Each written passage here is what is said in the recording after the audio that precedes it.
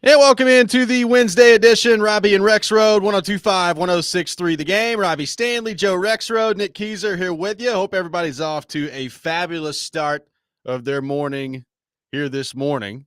We got a lot to get into on the program here today. Paul Kuharski will be with us later in the show.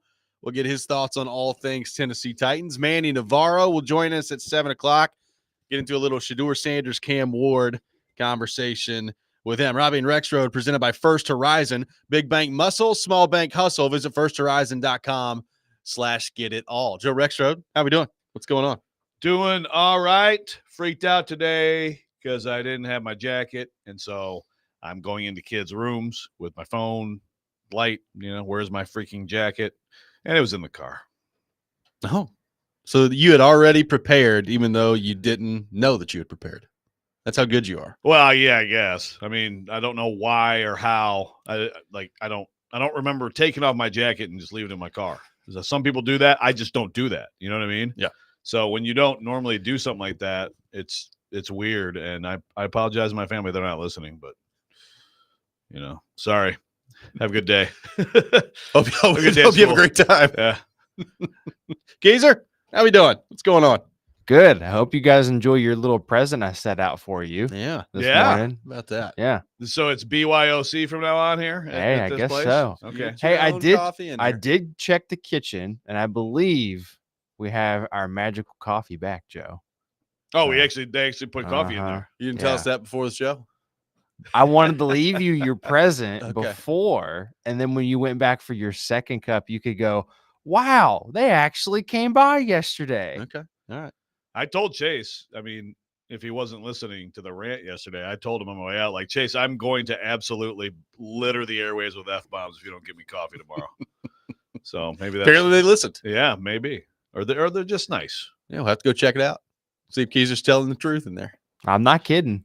But Pretty this is the fancy stuff that Keyser left. For anybody who's watching, that's fancy. Yeah.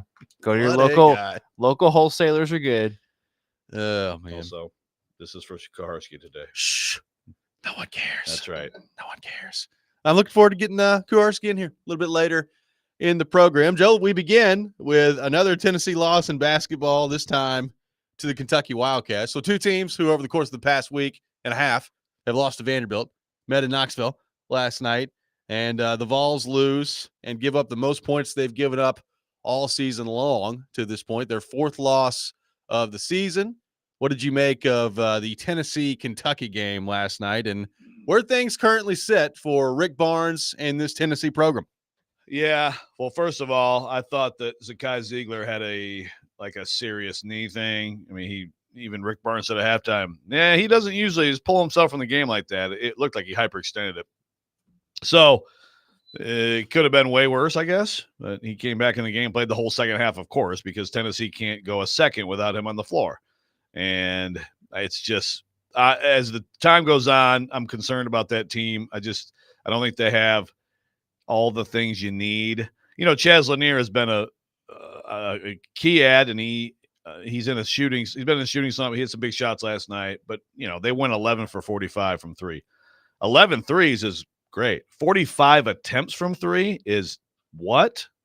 And some of it is like Kentucky just let them have those, and they don't really have any threat to get to the basket. You can throw a lob to Felix Okpara, but they don't have anyone to throw the ball into. No one else penetrates other than Ziegler, and then he usually doesn't shoot because he's going to get blocked. So he'll drive through the lane and weave around, and I don't think Tennessee. I mean, they're a very good team, but they got 4 SEC losses now. Of course, they were undefeated going in the SEC. They were number one in the country. This is not that team. It's just, if you compare this team to last year's team, obviously Connect is the big difference. But, but also Josiah James. Also, even though he was struggling with his shot, Vescovy, like they had depth and they just don't have everything you need, I don't think. So I'm not, like they're going to be a well-seeded NCAA tournament team. Could they go on a run? Yeah, they can, and they can play better than this. But I do think they're just missing some things. And look, last year Ziegler could a lot of these games he could actually kind of take breaks because they would just want to like give it to Dalton, get out of the way offense, right? It has to be him at all times on the floor, running the team, creating everything on defense. And the poor kid is getting run into the ground. Well, I don't know what he's going to have left by the time the tournament comes around. Like it's, you're talking about a guy that's a fan favorite and has been there forever and does all the right things. And, Rick Barnes went on this basically tirade the other day about how much he loves Zakai Ziegler, and he's like the reason he's still coaching and all this other it's stuff. Like so every week. Yeah. Like we all know how important he is, but like, number one, he probably doesn't need to be your best offensive option on a team that's got a chance to win a national championship. And number two, like I don't know that he's going to have any legs by the time that the actual NCAA tournament comes around. They feel to me, and look, I'm admittedly very uneducated in the college basketball world. They feel to me every time I watch them a team that's pretty good, is really good defensively, but really does not have the depth or really the pieces offensively for me to seriously consider them making some deep run to the Final Four or something like that this year. Yeah, they need, like a Darling Stone DeBar. At times you see him, hit a shot or go up. Last night he had a steal and a dunk. You're like, man, that guy is talented. Like they need something like that too. I like Cade Phillips off the bench. I wouldn't mind seeing him play more and try to get a little more interior game with him. But I agree with you. I can't disagree. And Ziegler's 1 for 11 from 3 last night. And at this point, I'm sure it's a confidence thing, but it has to be a legs thing. This guy came into college basketball. He's a 40% shooter. He's a good shooter. And he right now is falling further away from, he's into the 20s, falling away from 30%. So, I can't disagree with that, assessment.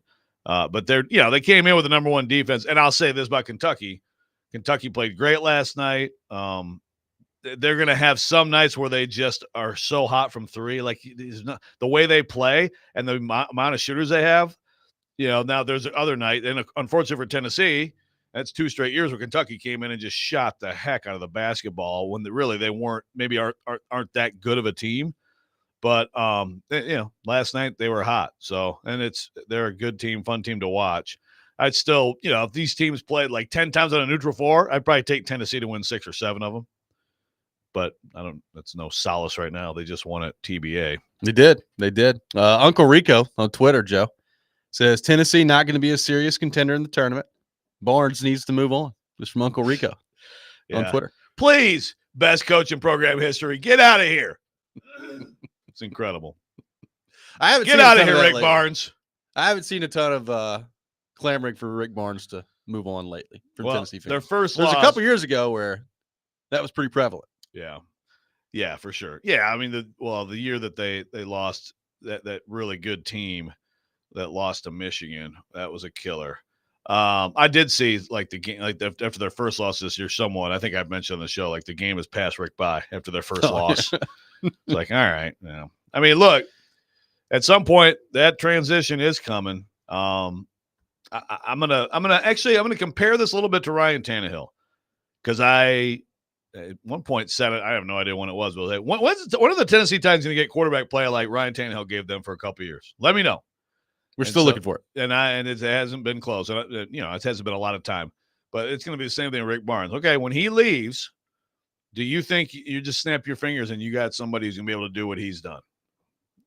Good luck.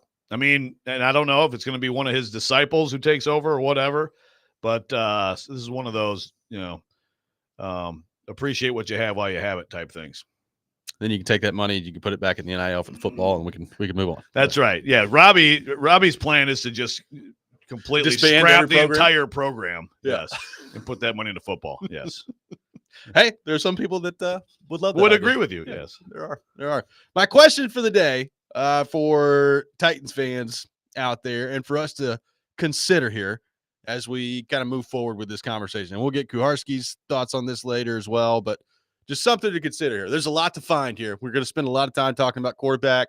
We have spent a lot of time talking about quarterback. We'll continue to do so as the offseason progresses. One thing that I've been screaming about for like 3 years at this point, basically ever since they traded A.J. Brown and we discovered that Treylon Burks wasn't going to be very good. Where's that next receiver coming from? How do you find it? How important is it? And is there a path to doing that this year, this offseason for the Titans? We're going to get into that coming up next. We'll take a look at how things have shook out in the playoffs this year, and how important having one of those guys actually is for your success moving forward. And do the Titans have the ability to do all these things in one offseason? Is receiver a luxury that they can afford to really go after this offseason? We'll get into all that throughout the show. Take your thoughts on that. 615-737-1025. Manny Navarro at 7 o'clock from The Athletic. We'll get into Shedeur Sanders, Cam Ward with him. Paul Kuharsky will be with us later in the show. We got a lot on tap today, and we welcome your participation as always. Back into the Titans and the wide receiver conversation coming up next. Robby and Rexrode, 102.5, 106.3, The Game.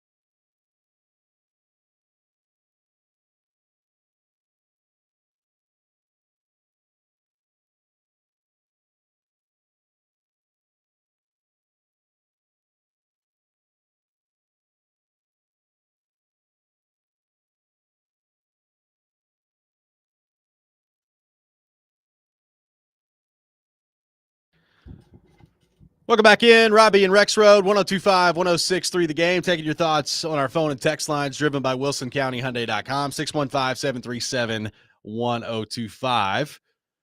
So, Joe, wide receiver, one of the many needs that the Titans have this offseason. And I've been saying for a long time, we've talked about it on this show, that they've got to find that next young wide receiver here at some point. Now, then the question becomes, where does that kind of fall in line in terms of the needs for this team this offseason? We all know they need quarterback and right tackle and edge rusher. You know, wide receiver is a part of that. Where does it fall in line in terms of how you rank the needs? Is there a path to landing one of those young wide receivers that you feel good about building around that's realistic and makes sense this offseason? And then, frankly, when you look at the draft, like how many of those guys in this draft do we think actually fit that mold? And then the other interesting part is, how important is it? Like, I was looking at the playoff teams this year last night as I was kind of mentally going through this exercise. You know, it's interesting because if you break it down by conference, like in the NFC, you look at the top teams. Like Detroit has Amon-Ra St. Brown, obviously the Vikings with Jordan Addison and Justin Jefferson, Philadelphia with Devontae Smith and A.J. Brown. Like a lot of your top teams in the NFC have those guys, like those wide receivers. You flip it over to the AFC, like Kansas City doesn't really have that guy. I mean, Worthy may turn into that guy. We'll see. He played well. They've had Travis Kelce throughout the years, which is not the same position, but has served as that guy. You know, early in his career, he had Tyreek Hill, obviously. So they've done it different ways in Kansas City. But when you have Mahomes, you can offset some of those things. Josh Allen doesn't really have that guy. He did with Stephon Diggs. And I thought with the loss of Diggs that they were going to take a step back this year, and they ended up in the AFC title game and had maybe the best year that they've had. Baltimore has Zay Flowers, who is a good player. Yeah. Like he had 74 catches this year, over 1,000 yards. The way they run their offense is a little different, right? Like they get a lot of production in the running game from Derrick Henry and Lamar Jackson. So you can get there by doing it different ways. By and large, if you're getting there without one of those guys, Joe, it's because you have the elite of the elite quarterback. And that's kind of the exercise that I went through. Yeah, you have the elite quarterback. Obviously, the Eagles and the Ravens have elite running backs. Ravens also have, last play of his season aside, Mark Andrews is a big part of it too. So on this thing, this discussion, I will throw in there real quick. Tyler Warren is one of those dudes who looks like, when you talk about a pass catcher and someone, because I know it was last year for sure, right? The Final Four, which was Kansas City, Ravens, Lions, Niners, all of them top shelf tight ends. Now, not the top of draft tight ends, but top shelf tight ends, which matters too. There's different ways to do it, but it's hard to be very good if you don't have great receivers. The Titans have a good one in Calvin Ridley, so that's at least a place. So they're not completely bare right now. Yeah, watching Calvin Ridley play the last 2 years here with the Titans, and then the year before that in Jacksonville. I think he's a really good player. I don't know that he's like a number one wide receiver on a team that's competing, right? I think he's probably a really, really good number two on a team that's competing. Now, I say that he's had Trevor Lawrence as his quarterback, who at this point you have to wonder, like, how good is Trevor Lawrence? And then last year he had Will Levis. So if the quarterback play improves substantially, what does that mean for a guy like Calvin Ridley? Now, I think you and I would also agree that the way things went down for Calvin Ridley this year, particularly early in the year when the production wasn't there, yes, a lot of that was on the quarterback. Some of that was also on him. I think that became pretty clear throughout the course of the season. Yeah, well, if you want to talk about things that improved for the Titans, special teams did improve. It did. From terrible to, okay. Actually, Ridley, that was a real problem. Early on, it was like, what? Like, they don't even know what route. He and the quarterback have no idea what route it's supposed to be. It was bad. It was awful. And so that part actually did get a lot better. You had to feel a lot better about Ridley by the end of the year. But yes, he's a really good two. The Eagles are in the Super Bowl. I'd take Devontae Smith over Calvin Ridley, and Devontae Smith, I guess, is there too. I mean, Yeah. right? That's 1A, 1B, but that's the level of, and that's a team that doesn't even that's a team that emphasizes the run game, and they got those two receivers. Those two guys, yeah, pretty ridiculous. Which goes to the conversation yesterday of that roster is unbelievable. Let's go back to our 102.5 The Game phone line, driven by WilsonCountyHyundai.com. Welcome in Jared in Spring Hill. Jared, good morning. Thanks for calling in. Hey, good morning, fellas. You really know how to get me going this morning, Robby, talking about A.J. Brown before 6:30 in the morning. Sorry, buddy. It's okay. Miss that guy a lot. And I do think it is very important that you have to find somebody, you have to attack it. And looking, and I'm sure maybe some of you all, and I'm sure other people out there played around with the draft simulators and things like that. And so first off, I'm not buying the bait or taking the bait on the McMillan fella out of Arizona. Like, to me, he's just kind of like another version of maybe a Corey Davis type, and I don't see us taking him at 1. So I'm targeting a second-round guy.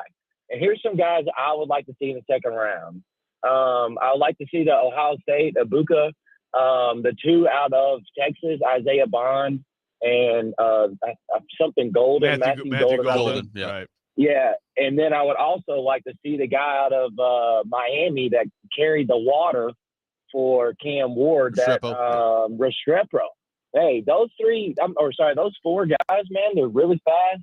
I can see them doing something here for 3 years and then us trading them before contract time, or maybe a unsolicited tweet that the GM or the owner doesn't necessarily agree with. But fellas, in the days of our Titans, I'm just convinced that we're going to take a tackle at 1. It's the Mike Fisher draft of the Kansas City era that really started the rebuild. Fellas, it's going to be a long off season, and it sucks, and it's a long winter. So I'm here for it, fellas. Thanks for doing the hard work, and the marathon continues. Thank you, Jared. Appreciate it. That was the Eric Fisher draft. I was going to say, well, Mike Fisher, as much is he as coming I out of love Mike retirement Fisher, again? I don't know that Mike Fisher could play left tackle in the NFL. He could be a slot receiver, though. Probably could. He'd be a powerful little slot receiver. Yeah. You know what I mean? A little fullback. Yeah, a little fullback. Yeah. Well, so he brings up the draft part of this. Obviously, I mean, that's where you're going to have to find one of these guys if you're the Titans. How equipped is this year's draft to have that? I don't know. Like, he brought up McMillan, who I think is expected to be the first receiver off the board. Like, I don't, Joe, personally believe that he's any threat to go number 1 overall if you're the Titans. Like, but also he's not Corey Davis. No, he's pretty good. Like, I think he's got a chance to be a pretty good player in the league. We've talked about Luther Burden now for a while, like Luther Burden from Missouri. Can he be one of those upper crust guys in the NFL? He's going to go at some point in the first round. And he brought up, Ogba from Ohio State. Like Buka, yeah. Buka. Yeah. Oh, yeah. What did I say? Ogba? I'm thinking of Emmanuel Ogba. Never mind. Not the same guy. Does he make it to the second round? I don't know. I don't know if he's going to get down in the second round. So, like, to me, if you're ending up with, like, McMillan, it's probably because you've traded back if you're the Titans and you've acquired more picks. And whether you traded down to 5 or 6 or 7 or wherever it is, you look at it and you say, okay, he's our best option. He's the best option available on the board. If it's not going to be that scenario, like, is Isaiah Bond a guy that can be a wide receiver to build around at the NFL level?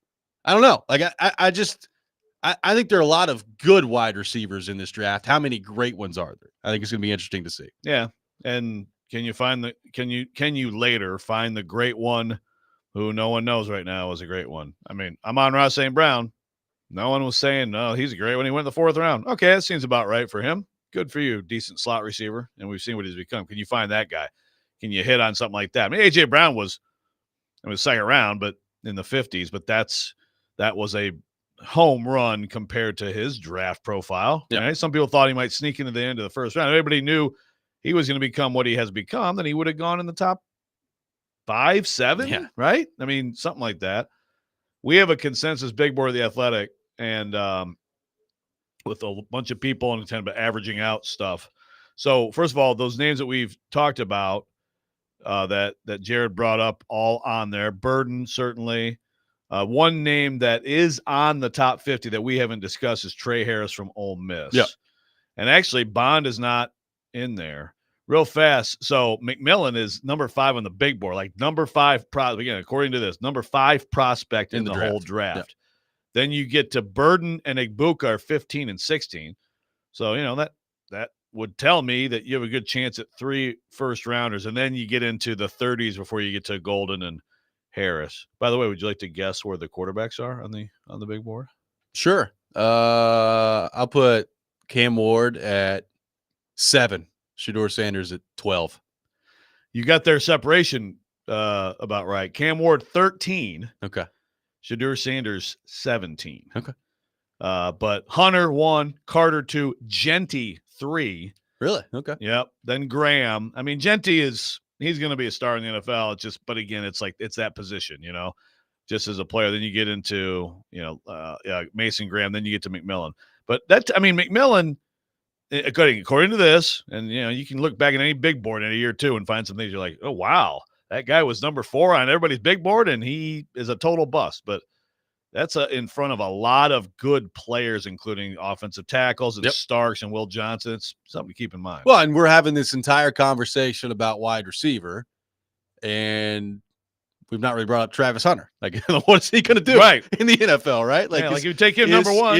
If you're taking Travis Hunter number 1, do you have that in mind if you're the Titans? Like, is he that guy? It'll be interesting to see that part of it as well. Your thoughts on wide receiver, 615-737-1025. How important is it that the Titans find their next young guy?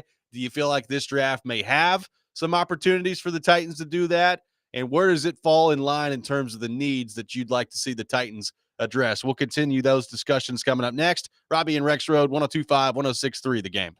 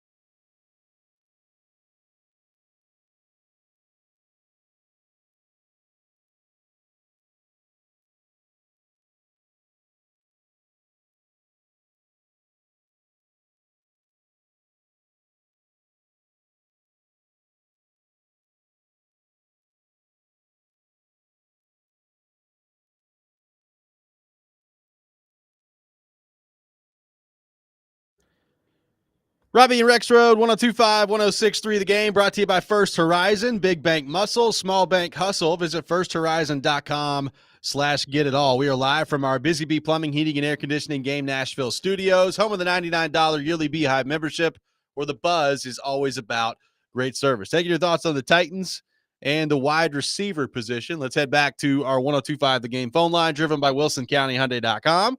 Welcome in Adam in Portland. Adam, good morning. Thanks for calling in. Hey, Robby, man.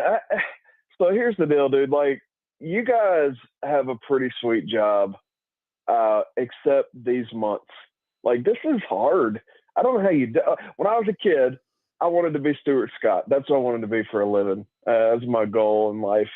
And then I get older, and I'm like, how do you talk about teams that are horrible, though? Like, that's the thing. Like, I love the Titans so much. I don't think there's a wrong answer. It just dawns on me while you're talking about wide receivers. I'm like, I mean, yeah, we could use a wide receiver. We could use everything. I don't think there's a right answer either, dude. Like, I don't think there's a right or a wrong answer. It's like when you go to these conferences and there's spider webs of, like, cause and effect. If you make this decision, it could go a million different directions. The Titans, like Borgonzi, good luck, dude. Like, it's so bad. I'm so sad, and it's bad, dude. So that's what I'm saying. Like, you guys, good luck for the next 3 months, man. Like, who knows? A wide receiver, I don't know that dude from Arizona State or whatever. I'm sure he'll help us.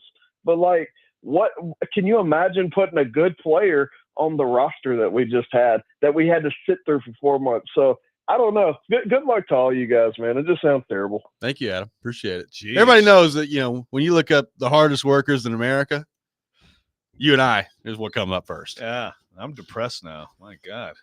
You're right. This sucks. Feel bad for I'm us. Leaving. Yes. Yeah, we're fine. I can just sit here and puke dumb words into a microphone. Your workload. Fine.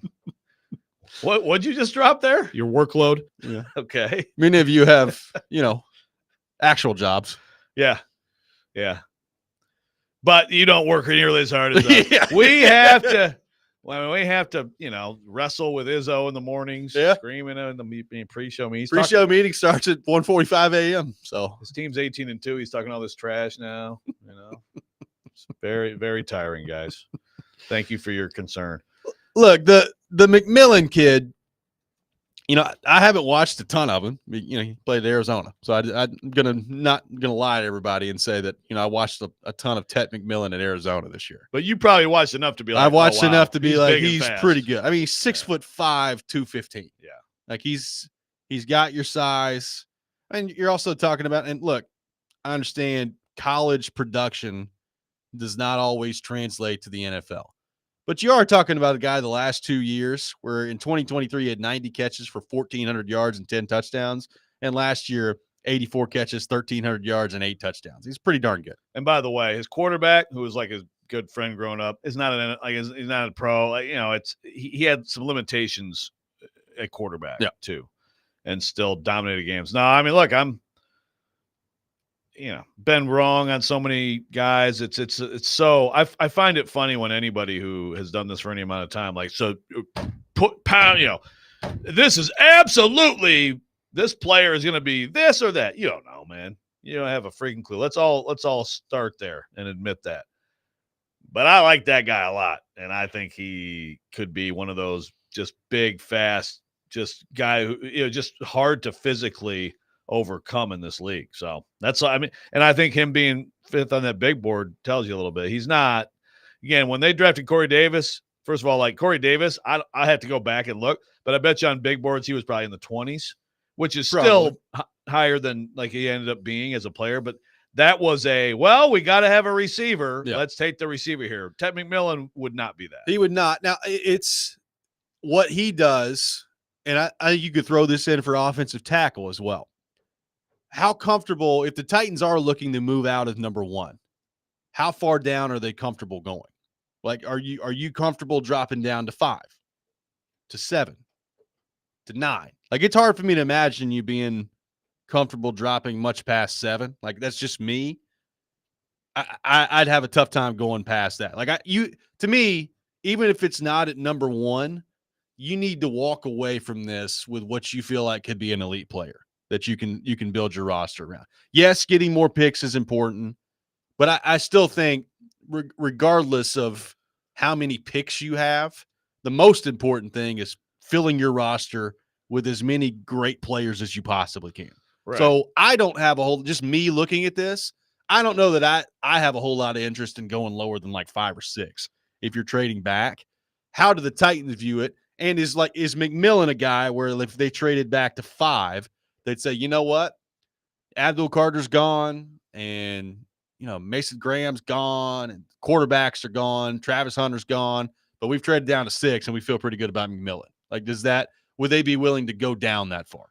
Yeah, and if you assume the 2 quarterbacks, if you go by the big board, assume the 2 quarterbacks are going to jump up above that, then in theory, like if you were at 7, you could still get a McMillan. Again, if you just went strictly by if these rankings were to play out, but you add the 2 quarterbacks at the top of the draft and bump everybody down 2 spots, then you could, then that might be your best bet. Now, it also might be your best bet to, we've talked about Abdul Carter, but when you do take need into consideration, like Michael Williams and James Pierce on this big board, that's 8 and 12. Yep.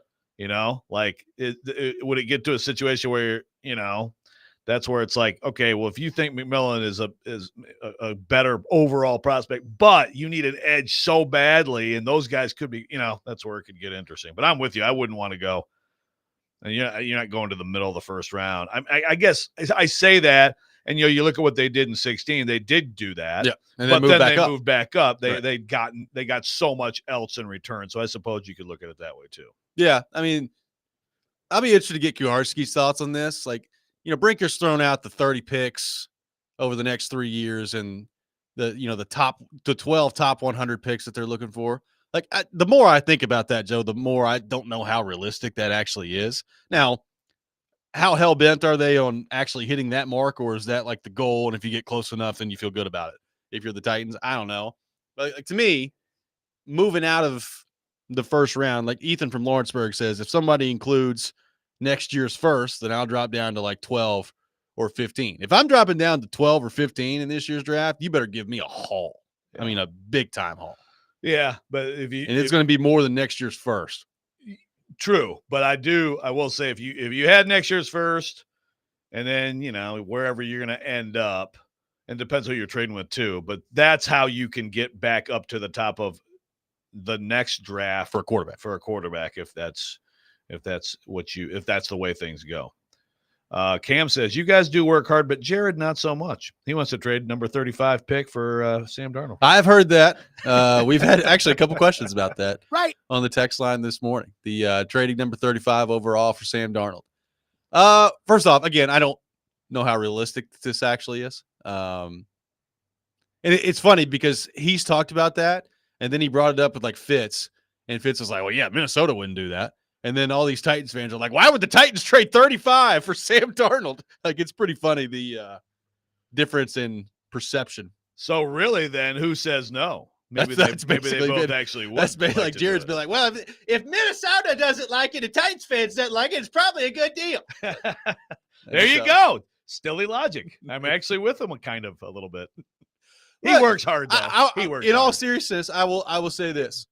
If you're Brian Callahan, and you get to through the evaluation process and you feel like Sam Darnold could be your franchise quarterback moving forward, I'd give up 35 for him if you felt that way. I just don't know if you're going to feel that way when you get to the end of it. Yeah. I mean, again, like 35, if you believe the guy's a franchise quarterback, is really not a big price to give up. Sure. I mean, obviously you're starting right out with paying them, but okay, he's still young. I mean, that's absolutely worth it if you believe that. Now, again, this is coming from a guy who actually thinks like it's crazy to think that Jalen Hurts is a better quarterback than Sam Darnold, which just blows my mind. But, let's box score scout that and twist that one. My God. I've seen Sam Darnold play in a playoff game. I've seen Jalen Hurts dominate several playoff games. Sure.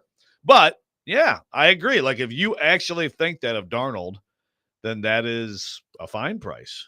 I don't know that that's what the evaluation would be if you're the Titans. I have my doubts. So, again, probably not. I talked about this from Minnesota's standpoint. I think it makes a lot of sense for Minnesota to keep both of the quarterbacks there, at least for next year, and then you figure it out after that. I mean, he did just quarterback a team that won 14 games. I don't think you just ignore that. Yeah. Got to get it next year. 615-737-1025. Our phone number. Pred's Pick to Click coming up next. Be the first caller at 615-737-1025. If you guess the goal scorer for the Predators tonight, you win a pair of tickets to a future Nashville Predators home game. We'll do that next. We'll continue the conversation on wide receiver and the NFL draft. Robby and Rexrode, 102.5, 106.3, The Game.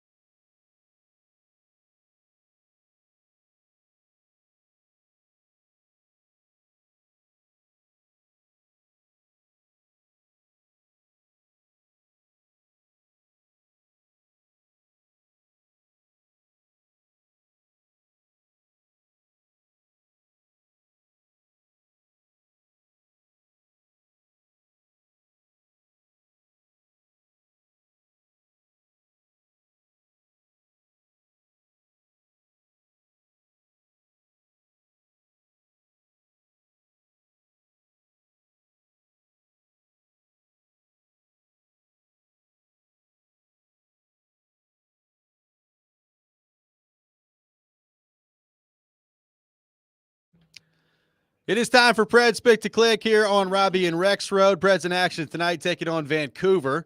Puck drop 8 o'clock, late one tonight. Pregame 7 o'clock here on 102.5, 106.3 The Game. You can check out Pred's Insiders at 6 o'clock with myself and Adam Vingan, so make sure you're tuned in for that. The standings in the competition. Shout out to Garski, stepping in for me last time out. Rexrode remains in first place with 11 answers.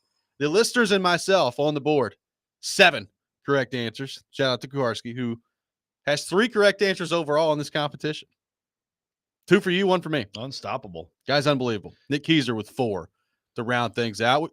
With that in mind, we head to our 102.5 The Game phone line. Welcome in Kyle to the program. Kyle, good morning. Thanks for calling in. Who is your pick to click tonight for the Nashville Predators? Philip Forsberg. Going with Philip Forsberg. Thank you, Kyle. Forsberg has been on a roll lately. I will go Steven Stamkos in the competition. Forsberg, Stamkos off the board. Nick Keyser, your pick to click. I'll go with Jonathan Marchessault. Going with Marchessault. Forsberg, Stamkos, Marchessault. The top line off the board. Joe Rexrode, your pick to click. So does that mean Kuharski is like 3 for 3 and Nick's like 4 for like 50? I think Kuharski's like, I think he's 3 for 4 or 3 for 5. Oh, okay. Yeah. He actually missed one? He missed one. Okay.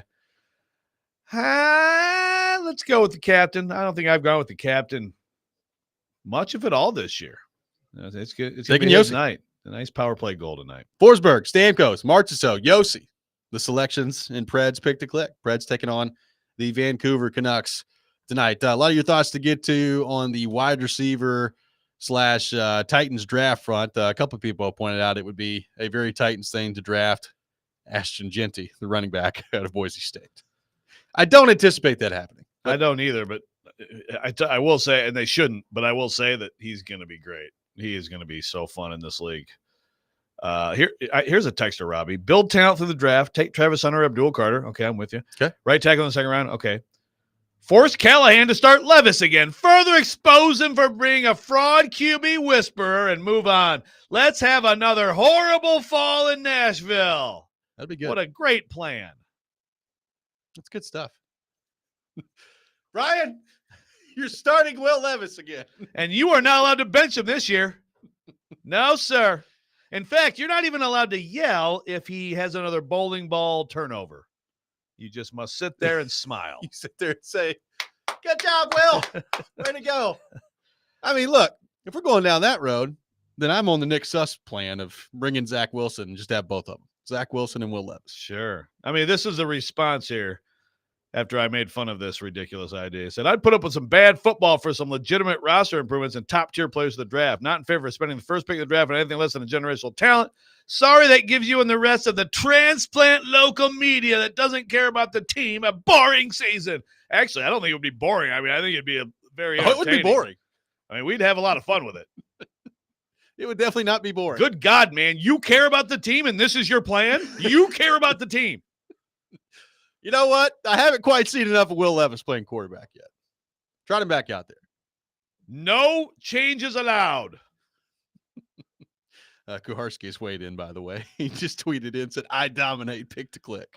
Can't argue with the results. Three Results are what they are. I was disappointed, though. I thought he was actually 5. Or I actually thought he was like a 1,000%. He's missed at least one. Okay. But, I mean, a 75% hit pretty rate good. in competition is pretty good. Yeah.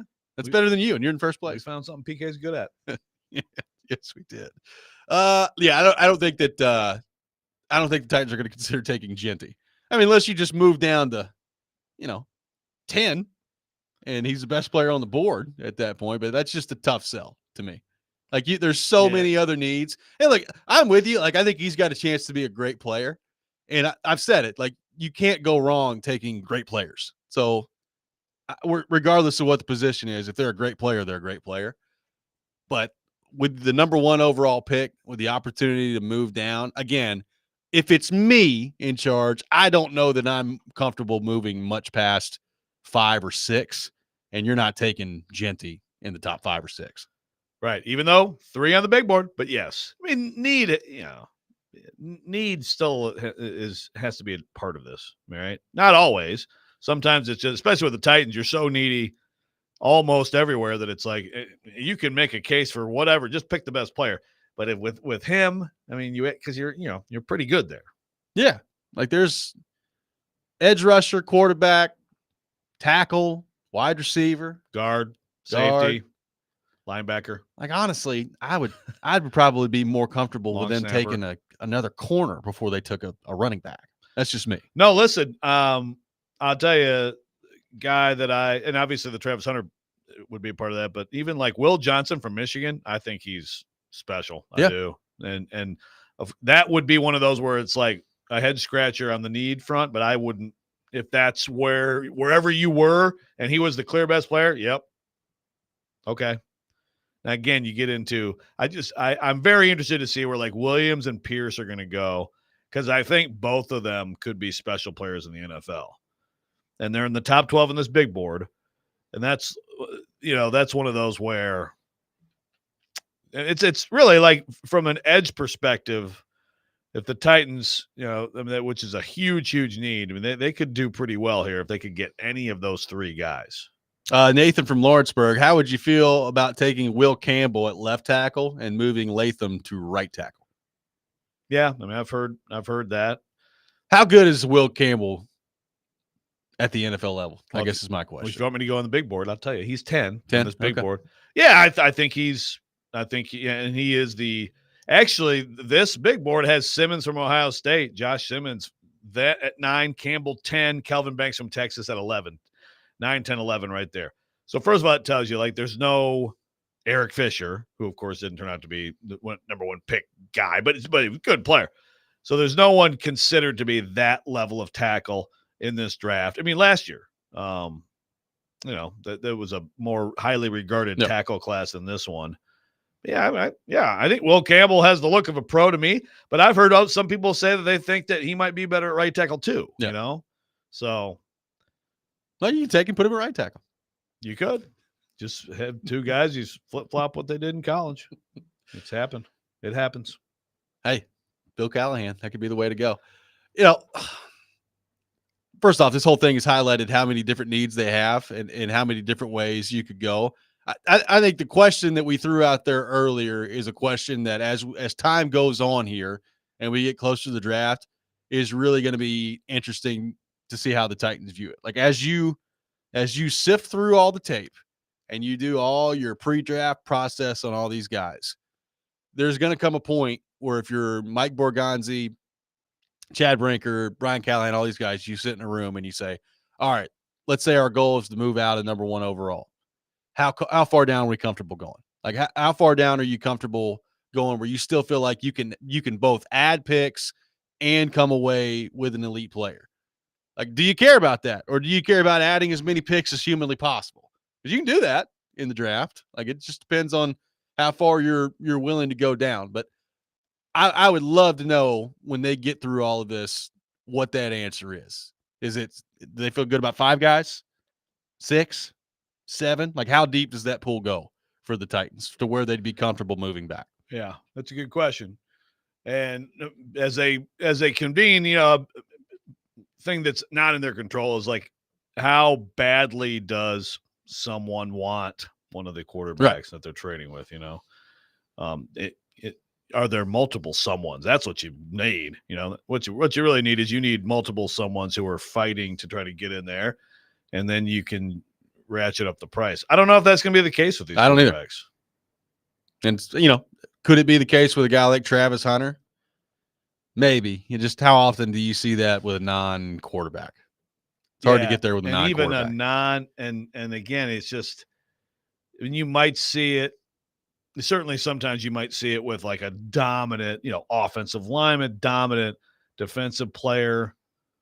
That's the thing with Hunter is, again, it's like, his versatility is so impressive and all that stuff, but does he project as an absolute superstar at either position in the NFL? I think corner, it's exactly what he could be, but some people don't agree with me on that. Coming up next, we'll be joined by Manny Navarro from The Athletic. We'll get into the Cam Ward, Shedeur Sanders talk with him. This is Robby and Rexrode, 102.5, 106.3 The Game.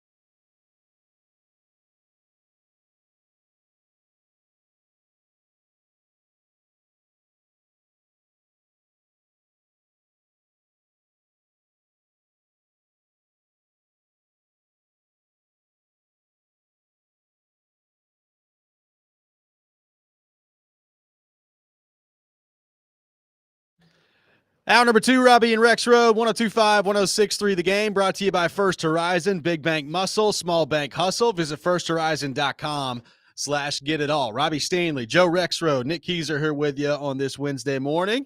Talking a little NFL draft. We head to our 102.5 The Game phone line, driven by WilsonCountyHyundai.com. And welcome in Manny Navarro, who covers college football for The Athletic. Manny, good morning. How are you? Good morning. How are you guys doing? Doing great, man. Appreciate you taking time to be with us this morning. So, Manny, I want to start with Cam Ward, who you've watched a lot over the years. Had an unbelievable year this year in Miami. Obviously, we saw just some times where he was incredible out there with the way that he distributed the ball, some of the plays he was able to make. As you watch him play, as you look at his strengths and weaknesses, how do you think his game translates to the NFL level? Yeah, it's a great question because I think obviously, when you're playing the ACC, you're not playing necessarily the highest level of competition week to week to week. But I thought the opener at Florida in Gainesville was such a gutsy performance. He really won me over that opener, just with how cool, calm, and collected he was in that environment. I mean, it's a little different than other buildings. And after the game was over, when Miami blew out Florida, first thing Cam said to me was, "I've played in louder places. Like this was nothing. Playing the SEC was nothing." And so I think he's got the right demeanor. I think he's ready to make the transition. I think from a skill standpoint, he can make every throw. He's got a bunch of different arm angles. He can get the ball out. But I'm very interested to see what happens when he doesn't have a good offensive line in front of him and he's got some pressure on. I want to see what happens when maybe some of his receivers let him down. He had a really good offensive unit around him at Miami. And we all know when you get to the NFL, you're one of the first picks, you're on a team that's trying to improve and get better and has some holes to fix. So we'll see how he makes that transition. But I think from a leadership perspective, from an experience perspective, he's ready to go. Yeah, man. That's the thing is, like I would watch him at times, and at that game for sure, I was like, my goodness. First of all, my first thought was like, God, Ohio State, man, they needed to get Cam Ward. And of course, because like Will Howard wasn't very good that day. And then of course we saw how that all turned out. But then, like the Cal game, like some of the decisions he made where he's like throwing across his body, going out of bounds and stuff. And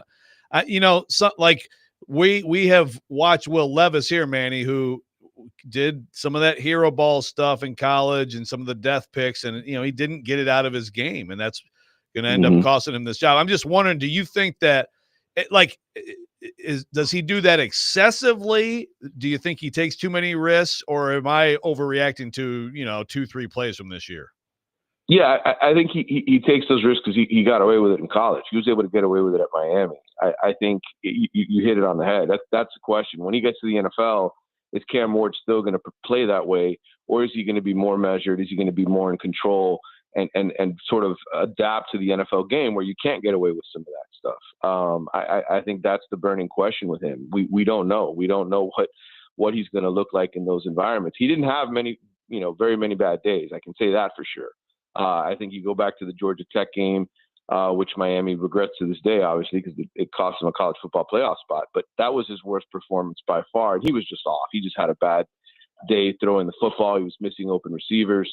The offense struggled as a whole. But, that's the burning question with Cam. He will try to extend plays. He will get himself in trouble. He will, at times do a little bit too much. But I think, you can't answer that question till you get in the league and you show us what you got. What about Shedeur Sanders? Obviously, like those two are projected to be the top two quarterbacks taken in this draft. And Shedeur, I think most people agree that, Cam Ward, maybe from an upside perspective, is by far the best quarterback available in the draft. Shedeur maybe a little bit more polished in terms of, his ability to be plug and play immediately. How do you view kind of the comparison between Sanders and Ward heading into the draft? Yeah, I think that's definitely a fair assessment. I think when you look at it, what did the guys have to work with in college? And you raise that question and you compare the two of them. I think Cam Ward definitely had a better surrounding cast around him than Shedeur did. And that's what the Heisman Trophy winner playing receiver for him, right? That offensive line at Colorado was not very good. There were a lot of times that he was under duress. And I think he spent most of his career under duress, trying to throw the football and make plays for his team. Who would I take with the first pick? I'd pick Cam Ward. I think, like you said, the upside is better. But I think when you go back and you watch Shedeur and you see what he dealt with over the course of his career at the different stops that he was at, he didn't have, I mean, beyond Travis Hunter, a great supporting cast, and he still made it work. He still put up numbers and still performed well. So I think that I think that ultimately he's going to be a good pro. I think he's probably more ready, as you said, for the NFL game because he's more of a pocket guy who's not going to necessarily try and extend plays. He's going to try to get rid of the football. So from an NFL perspective, he might be better earlier in his career than Cam. But I think they're both guys that, you know, if you're looking for a quarterback, they're solid guys to take. I don't know that, you know, you put them in a class with Joe Burrow and a bunch of other guys that have come out in the last few years that were top 5 picks. I don't know that they're the first 5 guys taken, but I think both of them are have enough upside, enough potential to take the risk. So another position of need for the Tennessee Titans. Well, it's basically a better discussion is what positions don't they need, but receiver is definitely one we've been talking about today, Manny.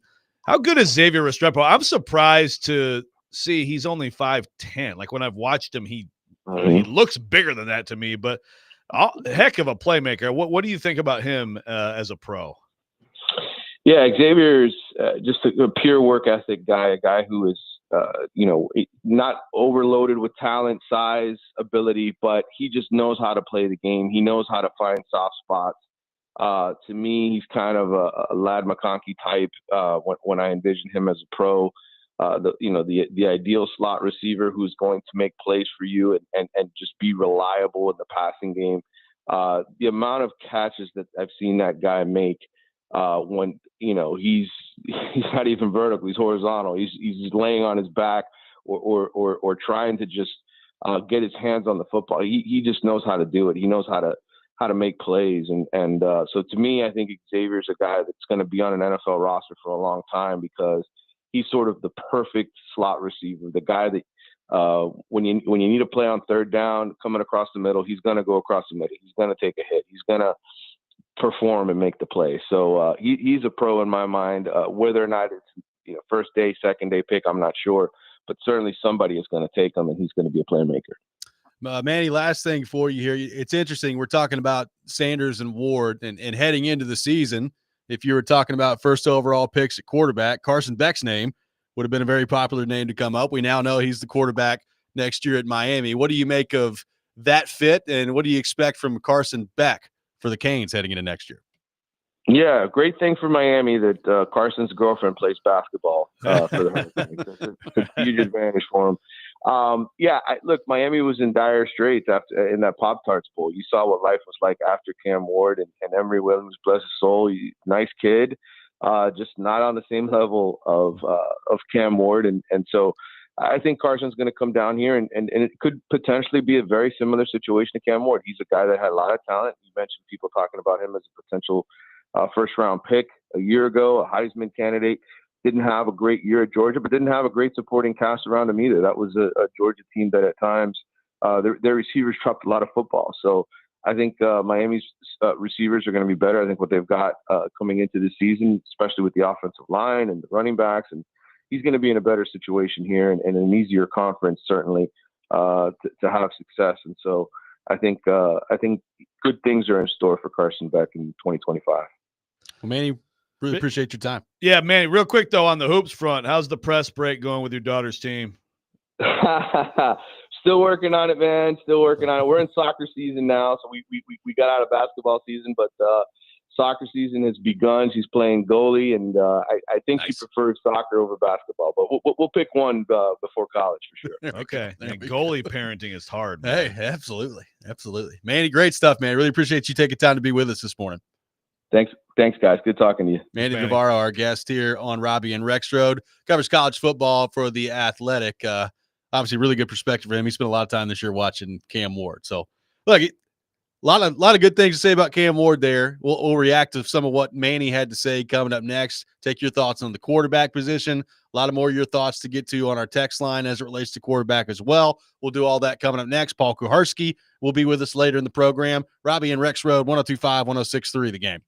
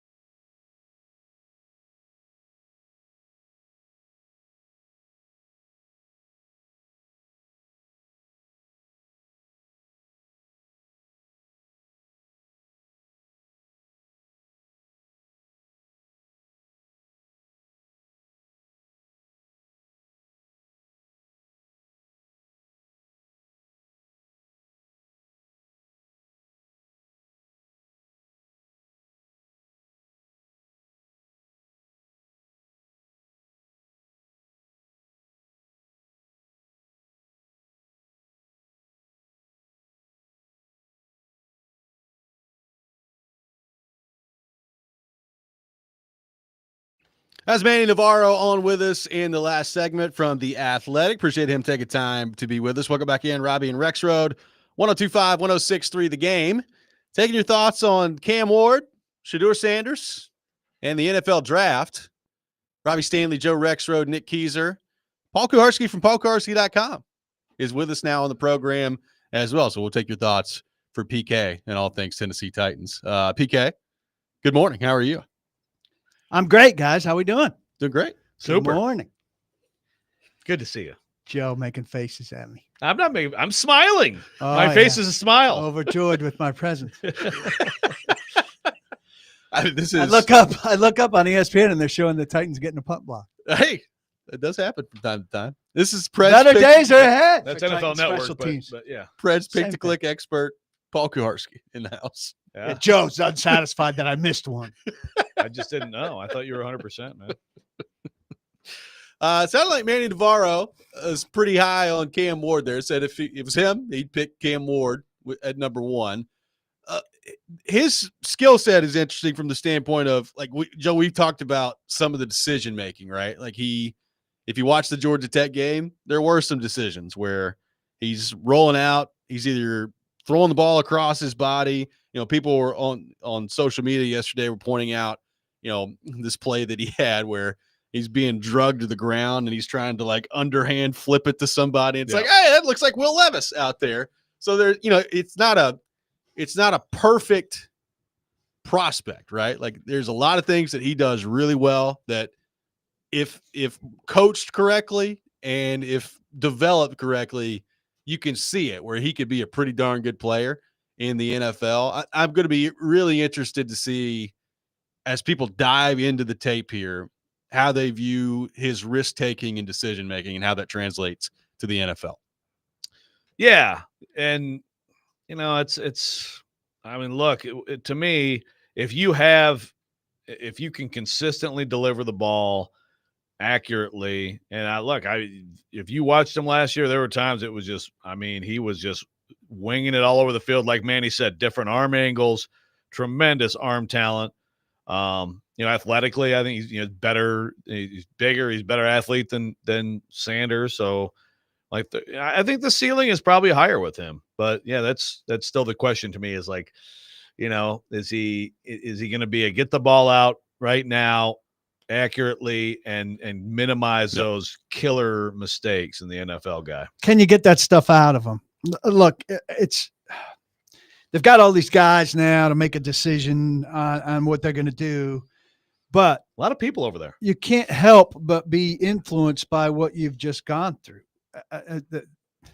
Like, if it wasn't the number one reason they drafted Jake Locker, it's really high reason that they drafted Jake Locker was Vince Young. Yeah. Right? Jake Locker was the opposite of Vince Young. And so, in what way? He's going to show up early. He's going to stay late. He's going to work. Because he's going to be respectful. Okay. So it was personality stuff. Because to me, Jake Locker, I was like, yeah, he's a great running back who can throw some. That's what I thought of him in college. You know what I mean? Which is personality wise. Yeah. So it was personality wise. Okay. But the number one thing they when they reached the end of Vince Young, they were done with the personality stuff. So they reached the end of Will Levis. They're done with bad decision making and inaccuracy. Yeah.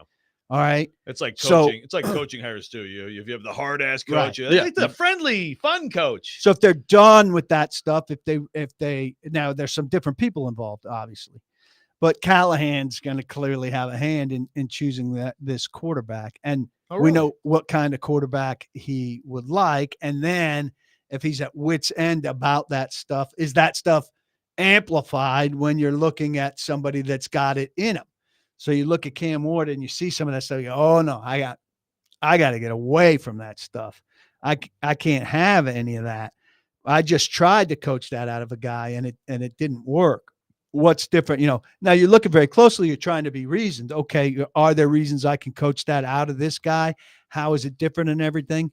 But I think there's a psychological level where you're saying, I just did this and it did not go well, and maybe you can't get that out of a guy. Yeah. I want something that on its face doesn't have that. Someone who on its face just doesn't exhibit those traits. Now, I don't know who that is. I'm not sure. I don't think it's at the top of this draft.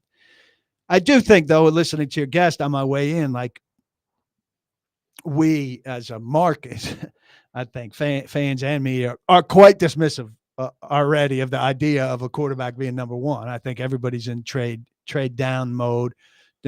I think. Yeah, you think so? I don't know if you think the whole fan base is all? Oh, yeah. I think a lot of them. I think predominant. I think you'd hit 60% on get out of one, but stay high. I feel like I've seen a fair amount of people still like, what are you talking about? You have to take a there's quarterback. some, but you never have a chance. Well, and there's some that I think operate under the assumption of, well, you're number one, you take the quarterback. I don't operate that way. Like, you take the quarterback if the quarterback's worthy of the pick. And look, maybe Cam Ward is. Like, going through his numbers, I think you always have to be cautious of college football quarterback numbers and how it translates to the NFL, just because the level of competition is not always the same across the board. Like, we've talked about Cam Ward and accuracy, right? Like, he's pretty accurate last year by the numbers. He's 67.2%. Like, he throws the ball pretty accurately. Now, as you point this out, like, what is it against high level competition, right? Like, it's one thing to be accurate against Kent State, where Nico Iamaleava has guys wide open by 15 yards. It's another thing to be accurate against Ohio State, right? So it's those things make it difficult to evaluate quarterback play with the playing field not being equal across the board. Like Manny Navarro brought it up last segment. Like, the ACC was bad this year. So how does that translate to the NFL when you're going to be seeing the highest level of competition on a week-to-week basis? Right. Texter brings up, I'm not sure that dreadful Florida defense is a great, because Florida was terrible early in the season. That was an eye-opener of a game, but then Florida, revealed itself as bad. Oh, Florida actually ended up getting pretty good by the end of the year, but they were definitely bad at that point. As Kevin in Nashville points out, yes, he also did very good things at Washington State. The crazy thing with Cam Ward to me is still like that he started his career at Incarnate Word. When you look at like all the tools he has, like how does that happen? I don't know. Your guy said Carson Beck had a tough time because Georgia's not very talented. I had a hard time with that one. Wide receivers dropped some balls. I get that. Their receivers were bad this year. They were. I mean, he wasn't perfect either by any means. He had some terrible games. He had some great. It was weird. I mean, remember there were people talking about him as QB1.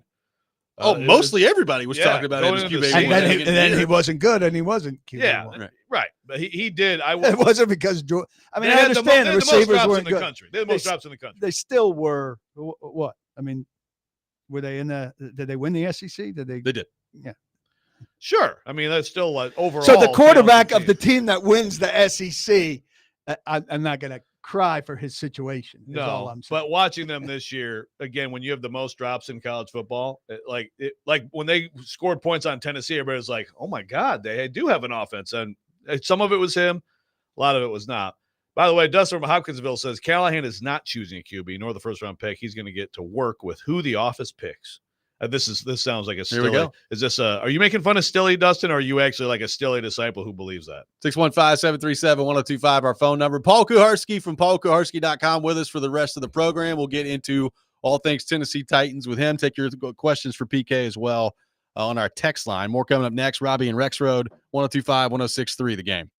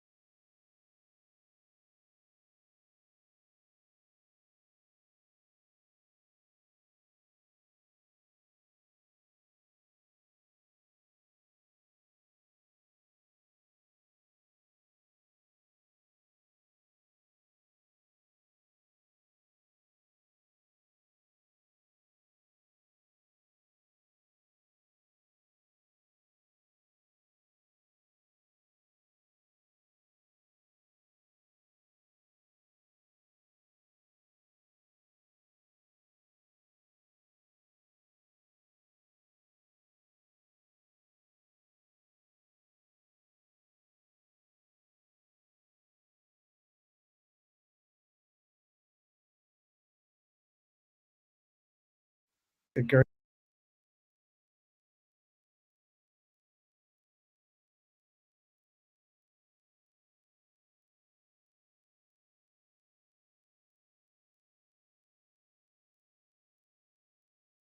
Welcome back in, Robby and Rexrode, 102.5, 106.3 The Game.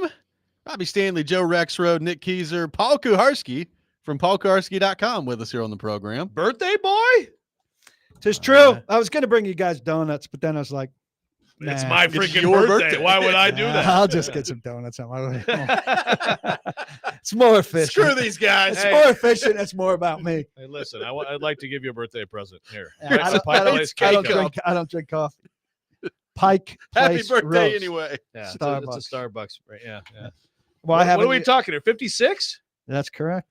This is A the very young last 56. year. I will say for 56 for me, I'm able to walk up the stairs without That's true. tearing my knee, and I've never had gout. And you did not slice your head open on a rental I car. did not slice my head open on a rental car. So a very healthy That's true. 56 Here, despite you being can, fat. well, you can look at this one. I don't want to It's look at it. through all this hair on my head. Check it out. Oh, See? yeah. Yeah. Well, I mean, I'm not bald because I'm 56. I'll tell you that. I was more 36. You're like nine I was years more old. like 21. Good stuff. Yeah. I mean, it was. I'm sorry. it See, was when I going rip on around. him for being Yeah, what the bald, heck's now that? I rope you and you're taking strays. It's not cool. We'll take your birthday wishes for PK yeah. on our text line. It's your Yes, last year of please. the mid Load 50s. up. Last year. The weird thing is, in my house, my wife started doing this. She starts calling herself her future age like less than halfway into the coming year. Yeah. So I've been calling myself Oh, 56 yeah. for a long time. So I'm not going to do. I'm No. pledging not to do that with 57. My dad did Yeah, that go when I the was other growing way. up. Like, I'd be 13 for 6 weeks. I'd be like, you're 14 years old. It's like, all right, well, we don't have to round up immediately. We can wait until we get closer. Yeah, How could you, as a 14-year-old, do that? I really didn't have much at 55. I don't know why it happened that way, but we're going away from that trend. Well, it all kind of makes sense now that it's your birthday, because I thought of you all day yesterday Oh, when I that's saw that beautiful. Craig Ackerman was landing another job. I in the National couldn't Football League. resist. Happy birthday to you. I missed couldn't this. resist the Twitter shot. I said, his record at Page be damned. His work at Page. I mean, they had a playoff game where I think they had two punts blocked. They had a punt blocked and returned for a touchdown that destroyed them It was at the high school I level. think it was a field goal. Field goal, Yeah. whatever. I mean, he was doing at the high school level what he was doing at the pro level, and the Miami Dolphins think he's going to solve things. And Mike Vrabel, who retained the special teams coach in New England, is going to face him twice a year. Yes. I can't wait till the Dolphins smoke him with a fake punt. You And you and Vrabel can both sit there and I like how you pretend like you're an Ackerman backer and didn't think he was horrible. I mean, he's fine. Yeah, he wasn't great. I don't know. We just said Colt What Anderson here. great? I mean, got a guy's leg mangled, So- almost amputated. Is Colt Right, he Anderson wasn't going to be great. the special teams coach at Page now? Like, is that how this works? That's the logical progression. They have an opening. Did Mike McDaniel look at Page High School film this year and was like, "Yeah, that's our guy"? I We mean, gotta get him back they in there. were really trying to find a way to keep Colt Anderson. They really, Apparently.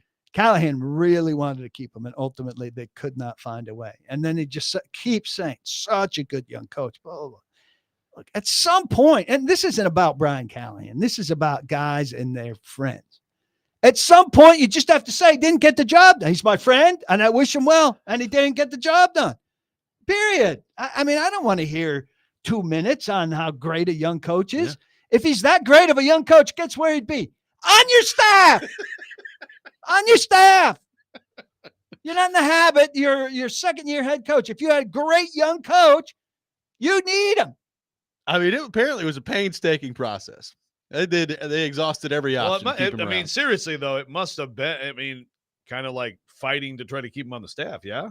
Well, To some extent? well, In a I manner of think it's speaking? probably a numbers game because Fassel interviewed him, I think, for and Levine for assistant positions as special teams assistant. Didn't want them, clearly. They hired Renee Stewart, who was drafted by the Oilers the year that I began covering the Oilers. Great dude. Yeah.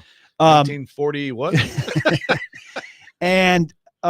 and then he's Callahan is looking for him to be an assistant position coach. The only assistant position coach spot they have open is on the defensive line, where Clint McMillan has gone to New England. That's clearly not a fit. So he would have had to create another spot.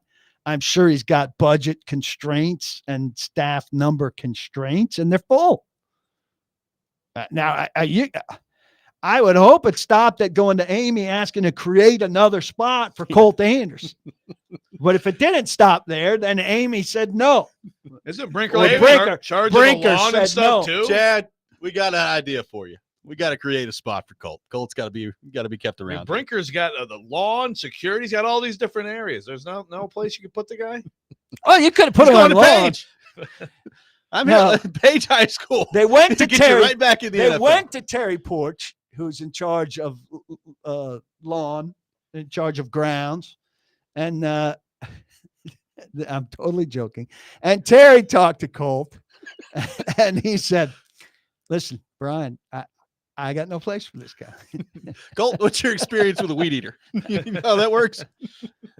Well, anyway, congratulations to Ackerman. I'm excited to hear this news about Ackerman. I'm down. You didn't know that he got the No, job I yesterday? don't How did you miss miss it. this? I Joe don't doesn't know. follow the NFL. Wow. I've got a tarp. I'm down a tarp, man. But I talked to Colt, and I don't see the light behind the eyes. Man, good stuff. We do wish Craig Ackerman great success here on the show. And Colt, whatever business he finds. Trevor says he could have been assigned to bringing the orange slices on game day. That's an important duty. I think they've got nutrition covered. They have a nutritionist. She's very good, from what I understand. That's good. It's always good to have. PK, we earlier in the show, we brought up wide receiver, finding the next young guy, which we've talked about a lot here on the show, but like how equipped are the Titans to do that this offseason? And it led to what I think is going to be an interesting evaluation if you're the Titans heading into all this. How comfortable are you? How far down in the draft are you comfortable trading back if you're the Titans? Let's say you get through the end of the evaluation and you just don't love either quarterback at number one overall, and you want to trade down. First off, we all know you have to have somebody that's willing to do it and a trade partner. But how far down are you willing to go if you're the Titans? Because if it's me, like, yes, I'm all for getting more picks. I'm all for adding as many picks as you can. However, like, I would still like to come away with a great player with your first pick in this draft, whether that's at 1, at 4, or 6, wherever. And I don't know that I'd be willing to go down much lower than about 6 or 7. I'm interested to see how the Titans end up viewing that. How much do you think that factors into them trading down in terms of how they view this draft and how far down they're willing to go in order to execute a trade? Yeah, I'm with you. I would have said, 8, maybe. You can't go too far and still get a semi-premier talent. And you want those numbers that Brinker's talked about, that 30 and 12 in the next 3 years, which, by the way, I did a piece last week. From 21 to 23, nobody hit 30 with 12 in the top 100. Yeah. A couple teams came close. Somebody had 12, but 23.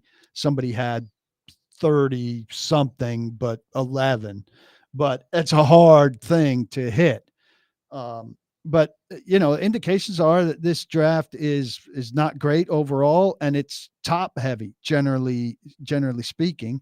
And you want to be in the mix of those top heavy guys. Now, there are good players from, Charles Robinson, I think, is the first person that brought this up, but on a day that I was here for one of you, and people have concurred with this idea that, after the first 6, 7, 8, there's a large swath of players who are similar. And that's a good batch of players too. And if you get a couple players from that good batch of players, you're going to service your roster. But they need blue chippers. Yeah. And I'm not saying those 6, 7, 8 are blue chippers. They're probably, if you want to really boil it down, maybe 1 or 2 blue chippers in this generational talent. When he's talking generational talent, I mean, that's a very rare. That might be Travis Hunter in this draft. It might not be. It could, yeah, maybe. Yeah, right. Maybe they're none. And maybe there's a surprise that you don't know is a generational talent. I mean, maybe Tyler Warren is going to be the best tight end. I mean, he's ridiculous to me. Yeah. Yeah. You know, this big board that we have, the Athletic, he's 14th on it. But, I mean, yeah, there's somebody on here or even not on there who's going to be, you know, I mean, that happens all the time, right? I mean, not all the time, but there's plenty of players in this league who are great players who weren't drafted as great players. Right. And Abdul Carter looks like a great player, but does he have the, incredible size that you want at that spot? No. But, so it's hard. You're not going to score him Hall of Fame numbers because you don't get a Hall of Fame grade at 6'3", 252, period. You're off the board as that kind of generational talent grade, I think, automatically. Yeah, but I mean, again, there's like Micah Parsons also wouldn't have had that kind of score. We didn't see him being what he was. The problem for Carter is he's going to automatically get compared to him because they both went to Penn State. They're not the same player, and that's awfully high bar. 615-737-1025, our phone number. PK with us the rest of the show. We'll take your birthday wishes for PK on our text line. Yeah, load them up. The Rex Rant with Joe Rexrode coming up next. Robby and Rexrode, 1025-1063, the game.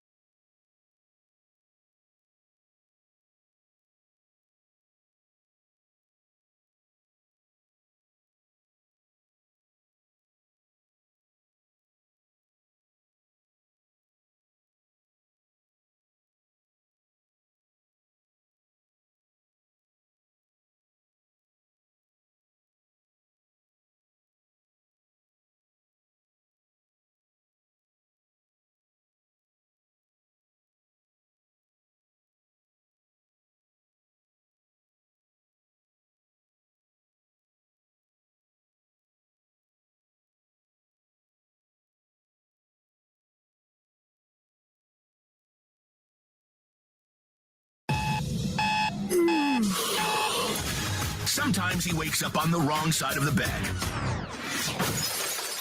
And sometimes he's just, well, Joe. Awkward moment. Let's do it. This is the Rex Rant, now on Robby and Rexrode.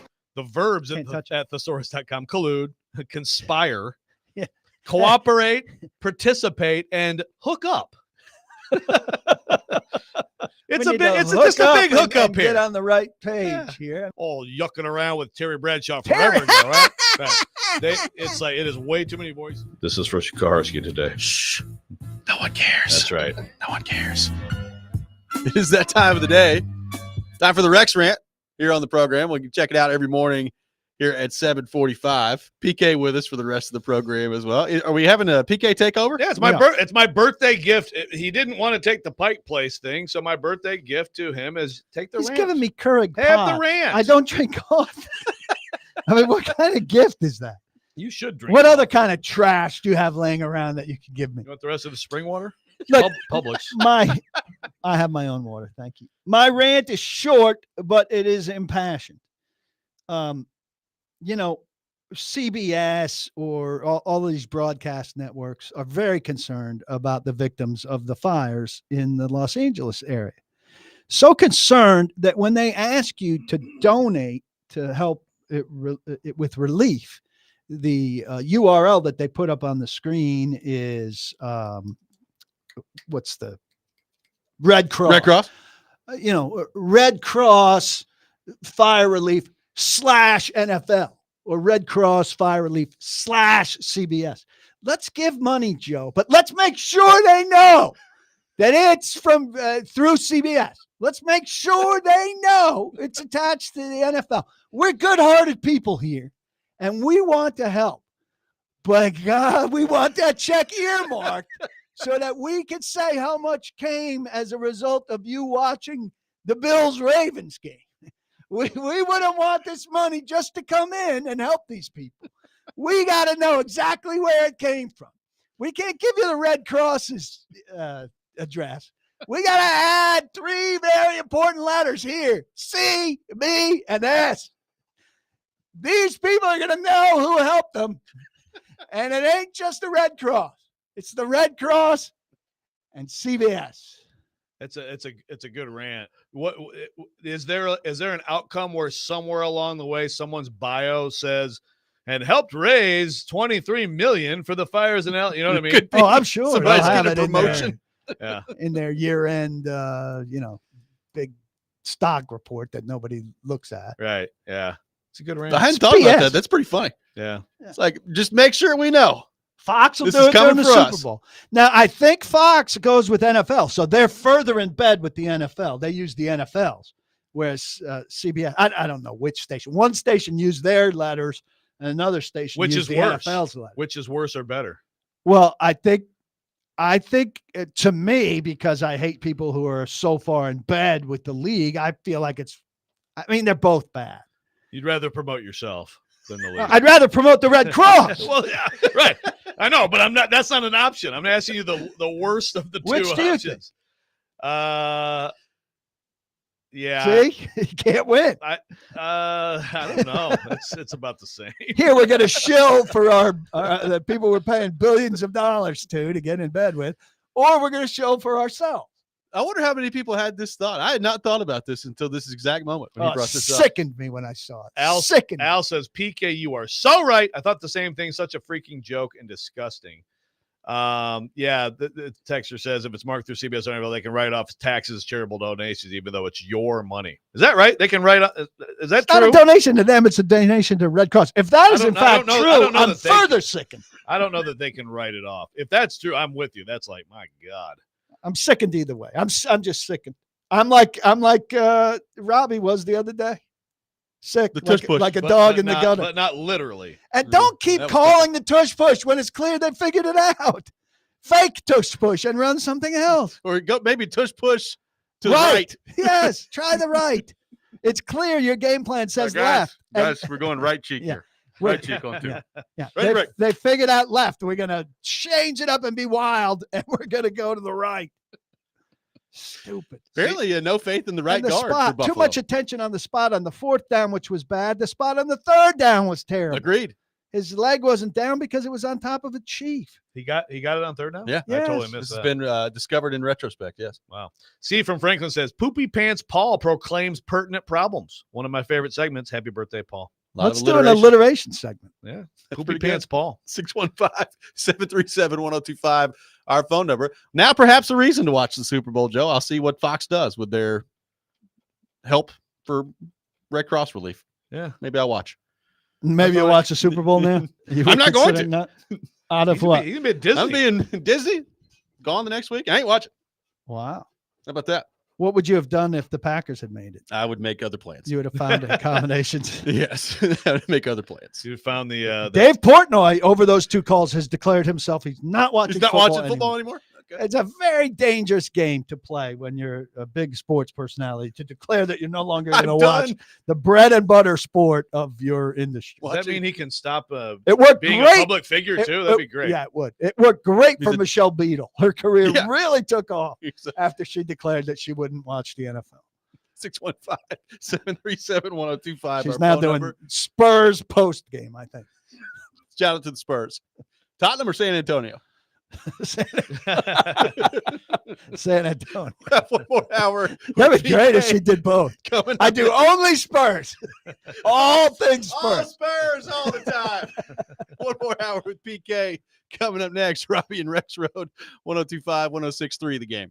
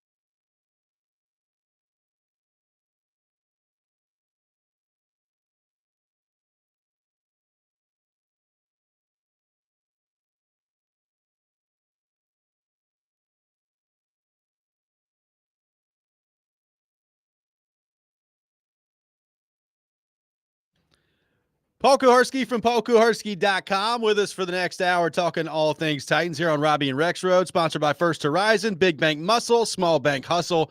Visit firsthorizon.com/getitall. Lots of debate on our text line, gentlemen, about whether or not the NFL can write things off if it's donated to the Red Cross and they attach their name to it. Yeah, Maddie says his CPA here can't write it off. It's called tax evasion. That would be double counting the reduction, which makes sense to me. But a lot of other people are saying that there is a loophole around it. So I don't know. That's where you come for your tax I information. find that hard to believe. And if there is a loophole around it, it's criminal that you would be using it. Maybe you've busted open the case here, PK, with your rant. Yes, yeah. Inspector PK. Heavy investigation. Watch out, into Inspector CBS and the Silly. We got a National new Football League. detective in town. Right. Yeah. I'm like Kathy Bates in that new Matlock with my birthday. Yes. Wait, so Kathy Bates is the new Matlock? Yeah. Oh, yeah. Oh, nice. Come on, Joe. You got a kid. Do you not watch football? They advertise it every 5 minutes. I do, but I Yeah, miss that. That's amazing. Yeah, they remake every show known to man, and now they put some kind of twist on it, like they changed the gender of the main character. They can't come up with an That original bothers you. idea anymore.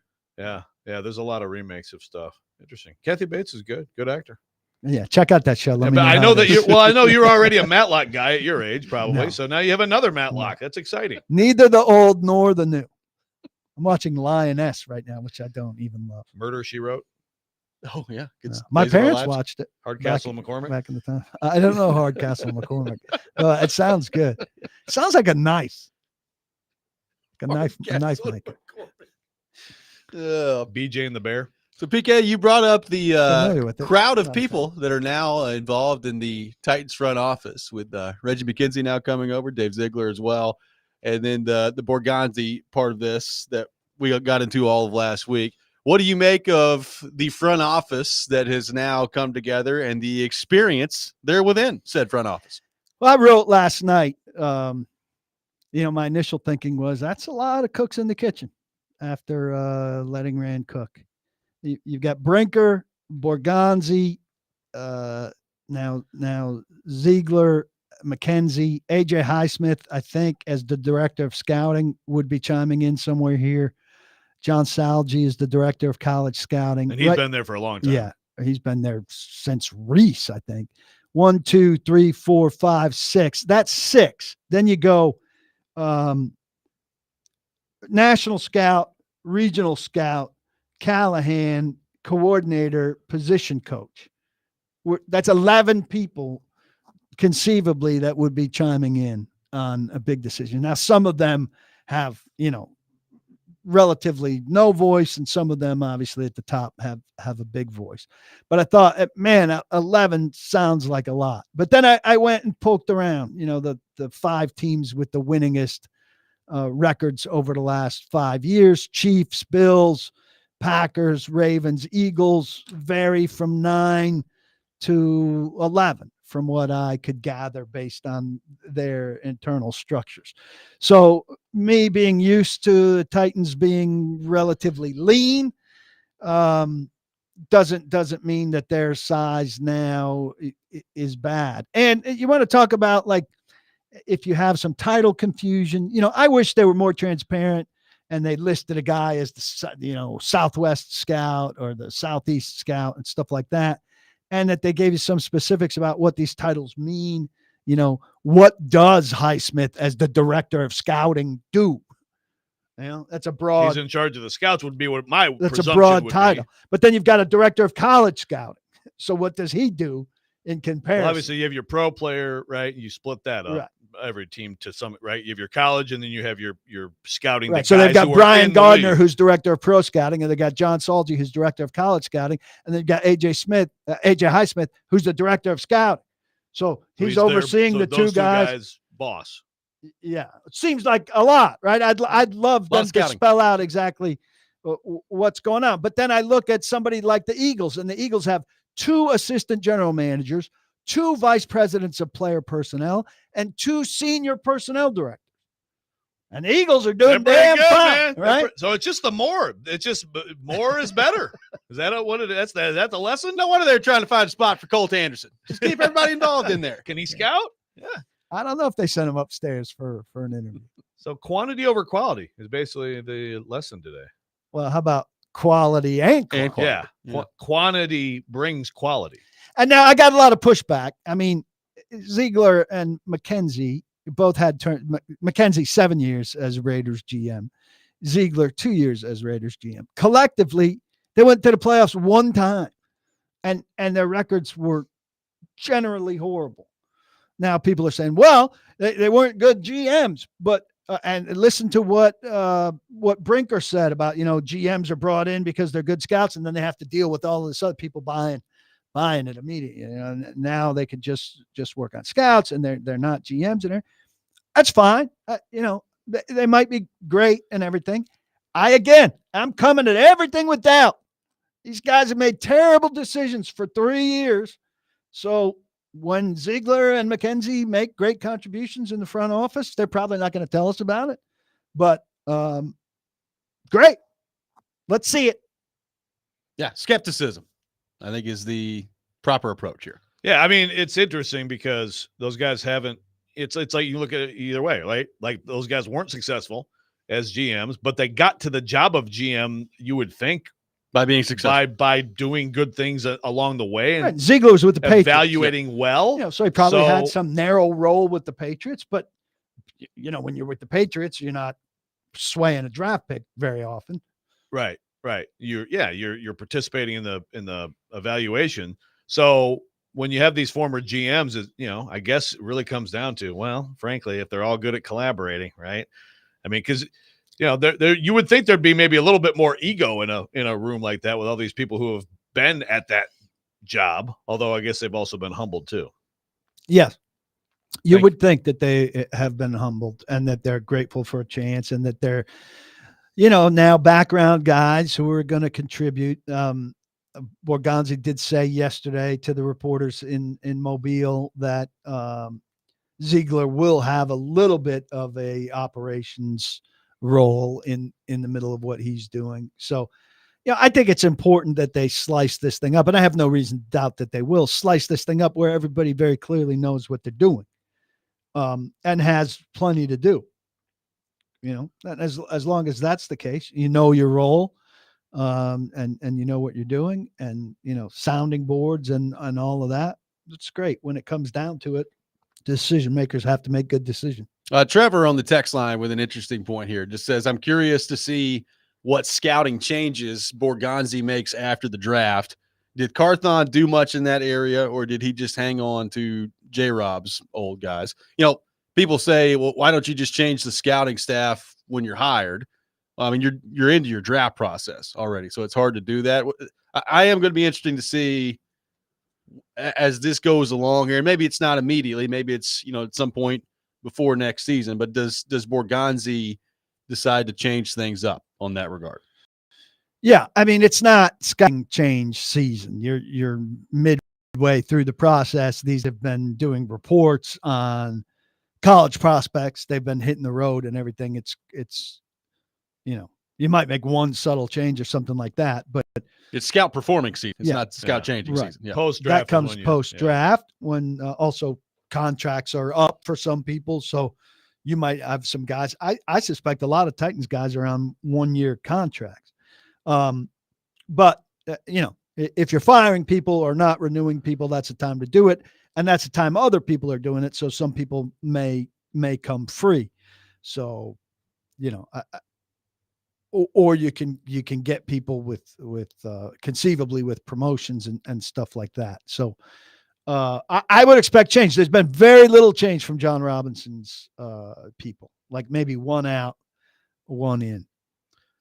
Ed asked if it's possible to have too many opinions in one room. If it's possible, yeah, I think it's absolutely possible. That was my fear as I looked at this. My fears alleviated somewhat by looking at the top teams in the league and seeing that they have just as many opinions.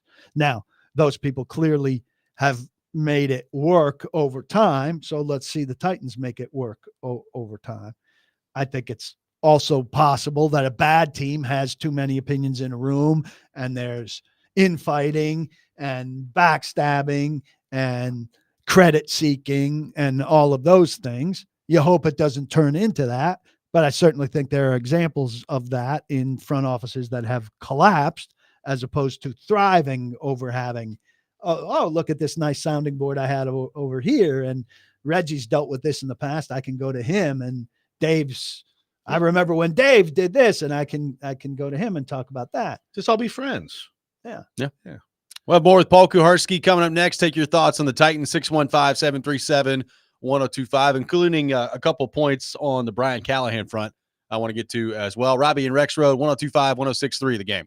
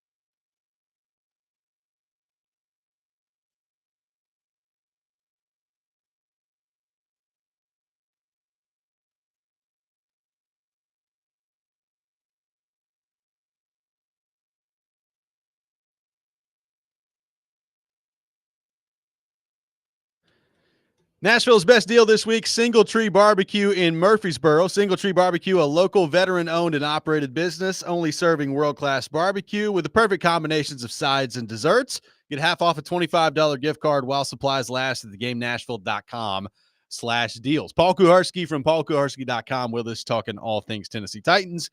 We welcome your questions and your birthday wishes, of which there are many, on the text line. 615-737-1025. Richard on the YouTube chat says, PK having dinner over at Rand's house tonight for his birthday. Happy birthday, PK. Once we have that meal together, everything's going to change. And then he's like, oh my God, look, he fell asleep after dinner. I got to write a story about it. That's a time to fall asleep. Oh, that's okay. That's okay to fall asleep then after dinner. He doesn't have film to watch right You now. of all people to endorse this foolishness. Endorse what foolishness? The foolish response to the thing. You got to support solid reporting. I sleep on planes. Yeah. Not when your company is expecting you to work. But honestly, like I hope you guys hash it out at dinner. You know, I know that there's not like a, like this, if this was a player, if the PA would players, of course, the PA would get involved in this. Oh, you expect my client, you expect our guys to work on planes after they just were part of a strenuous day of work? How about the Coaches Association and the Front Office Association? Do those exist? No. There is some loose Coaches Association that has absolutely no power for anything. But look, they don't need any power. Their power is these agents that do all their bidding. There's a great article at ESPN.com about the too much power these agents have, where they try to pair GMs and coaches and befuddle owners, stiff arm owners, really, into making some bad hires. So a couple of things on the coach front. Number one, we've talked about the Colt Anderson part of this and the change on special teams. Are you surprised that was the only move made with the coaching staff? And coming off a year that you're 3-14, everything went wrong. Obviously, the general manager gets fired. He's taking a lot of blame. The quarterback is going to take a lot of blame for what happened last year. As you're evaluating this coaching staff with Callahan leading the way, Denard Wilson at DC, Nick Holtz as offensive coordinator, what sort of improvement do you need to see out of the gate from them next year? Because one of the big problems, PK, I had with this coaching staff, beyond all the problems that we know are there, is this team did not get better. There was no improvement. There were very limited answers that it felt like this team had from a coaching perspective. And it does not inspire a ton of confidence in me about them heading into year two, regardless of the moves they make this offseason. Yes. I mean, we need to see steady improvement, and we need to see a decent start, I would say. There was one other big change on this staff, and it was a bit of a surprise. Chris Harris, yes, defensive passing game coordinator and quarterbacks coach. Wait. Corner. You said corner. Corner. Okay. Cornerbacks coach. Like, I know that's not right. He I'm told, is going to land with the Jets, which basically is going to make it a flip because Tony Oden from the Jets is taking on that role. Oden overlapped in Detroit with Callahan.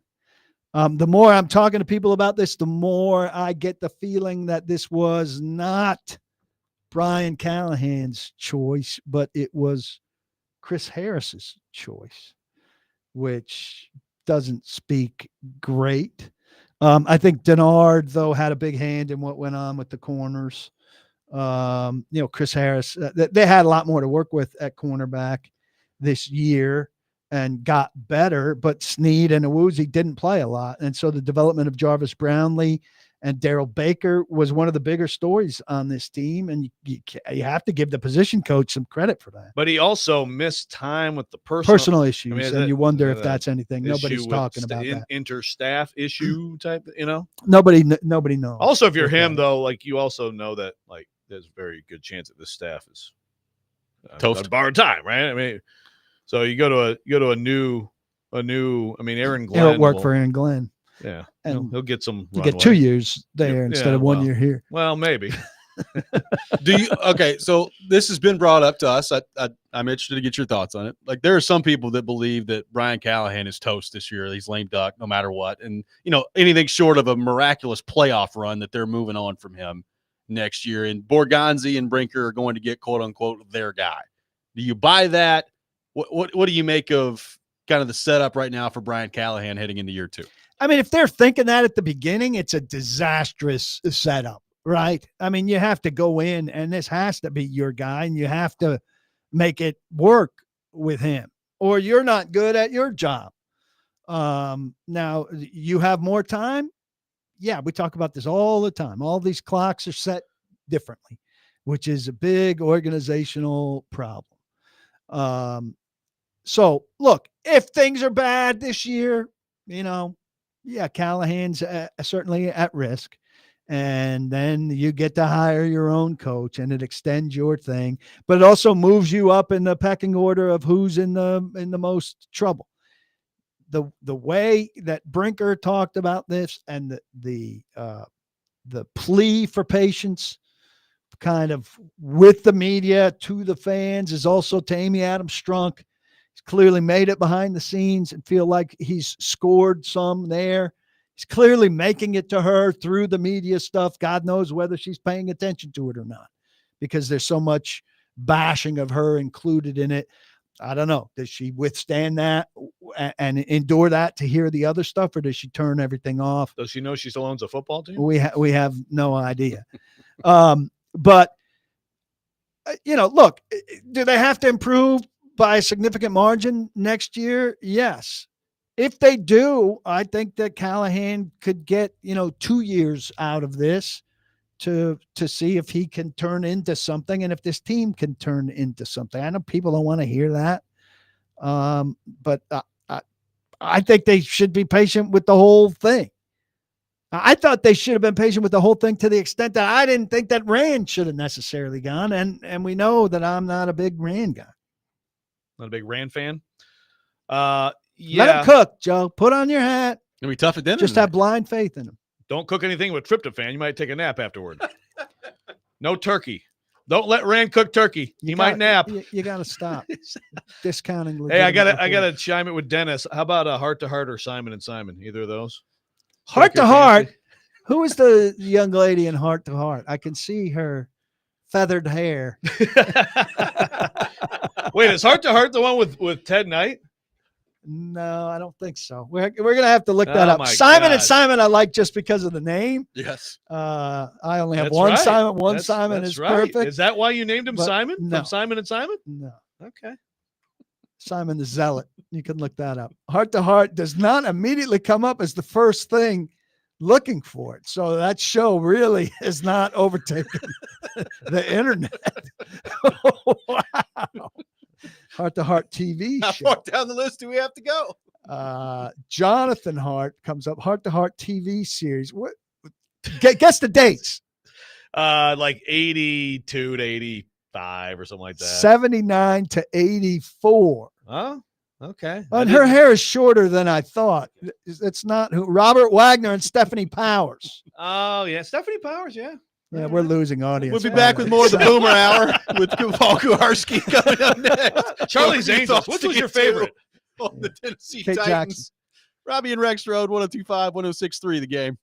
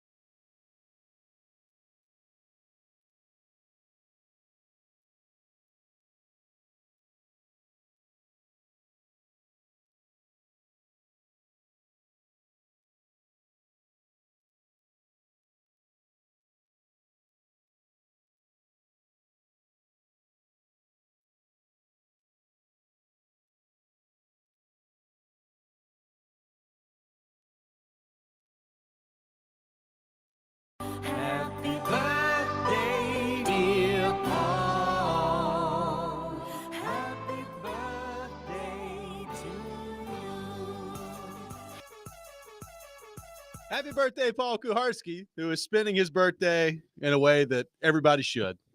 Joining Robby and Rexrode for an hour talking football. Homemade song. That's very impressive. You're halfway to 112. Have you thought about that? Yeah. I spent a lot of time thinking about that. We found Simon & Simon, which was on 1981 to 1989 with Gerald McCraney. It's a good run. Who we've concluded is in everything and looks exactly the same.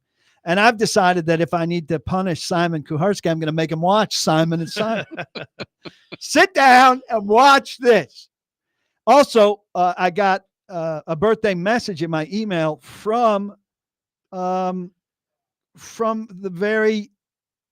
American Red Cross, and it goes beyond the typical form letter email. They love me because I give baby life-saving blood, but it also says thank you for being our advocate. Robby stole that line. Thank you for being our advocate against CBS and the NFL trying to steal our fire, putting out glory. We appreciate the American Red Cross for tuning in today on the program. Did you just say you give them baby blood? My blood saves babies. Oh, okay. Saves babies. I give them baby blood. What? Yeah. What are you doing? I say babies. What do you do? I give the American Red Cross. Do you say babies? Through the NFL. You too. No, you don't do it through the NFL. You do it through the NCAA, which is way worse. YouTube shout out for Mork and Mindy, by the way. Yes. Good call. He's a little over the top, that dude. I got tired of him. He passed away. I know. I got tired of a guy who happened to die. Okay. I'm sorry. Am I allowed? No thoughts on the dead? George Washington, the teeth story gets annoying to me. Is that not allowed? Is that not allowed? It's still too soon. Too soon. PK, what do you make of the way this Jacksonville thing is played out with the coaching search, and then Balky gets fired, and then Liam Cohen comes back and has this awkward press conference where he's screaming Duval with weird facial expressions on his face? Oh. Very Jacksonville, the way this is all played out. That Duval is painful. Do they like it down there? I mean, they like the Duval thing. Did they like Liam Cohen's Duval down there? I think that'd be hard to like. If you I look hope at they that didn't there. see it and listen. If you listen to it, maybe you could tolerate it. Yeah, I mean, It's like he's pretending to be like a stoner. Yeah, like it's like here's what it sounds like for the kids Bro. who are parked down at the beach at 3 a.m.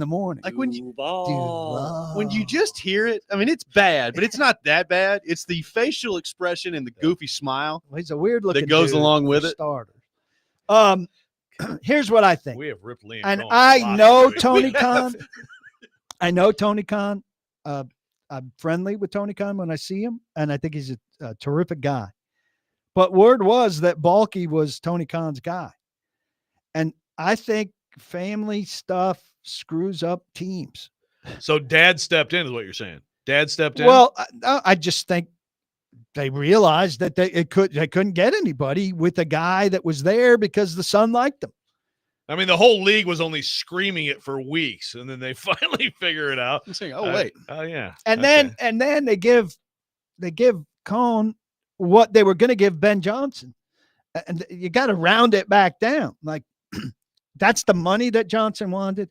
That's the control over GM that he would have liked. He doesn't get that in Chicago because of what he inherits. But you can't give Liam Cohn the same deal that you're going to give Ben Johnson based on his experience. I think he's got potential to be good. By the way, Dalton Kincaid has not gotten nearly enough grief. I know that he's like suffering and all of that, but how this play, I mean, we've talked all about the fourth down spot. Meanwhile, this guy's diving and the ball is right between his arms. They're showing it right now. I mean, you don't think he's taking enough grief? This is now the 10,000th time I've watched this play. I don't think it's been like a classic drop situation where you go, oh my God, how did that guy not catch that ball the way it has been in other, you know who's really thankful for drop Dalton situations. Kincaid? I know what you're going to say. Mark Andrews. Yeah. Yeah. I knew you were going to say it. But Mark Andrews was way easier than that play. I agree. That Way play is easier. not that bad. I mean, it's a regular diving catch Oh, he off should've the caught it. ground Oh, he should have caught it. between No your doubt. hands. What were you saying? Jacksonville, you're giving him too much. I hope he's a good coach. I'm intrigued by the guy. I'm intrigued by anybody new that hasn't, anybody new on offense that potentially brings intrigue. And I still hold out hope for Trevor Lawrence for some reason. I don't know why. I have no reason to like Trevor Lawrence or to hope that he gets good. Maybe it's because I'm in this division just starved of quarterbacks. CJ Stroud with the step back. I hope he turns out to be good, but I'd like to watch better quarterback play 6 times a year. And, Lawrence is going to be there, so it might as well be better from him. Yeah. I mean, he's okay. I don't know. Right. Yeah. Well, maybe he gets better with this. Maybe he gets better. Yeah. It's amazing how fast these, again, Liam Cohen bounced from LA, one bad season. Yep. And it's like, okay, well, back to Kentucky you go.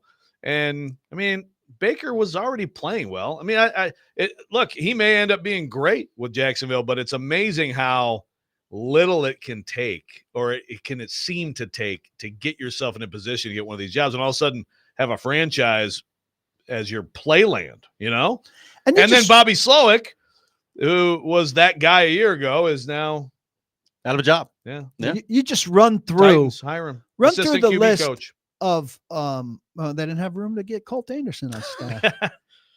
Run through the list of head coaches like the Jets have had and the Jags have had, the Browns had before Stefanski, who I think is a very good head coach.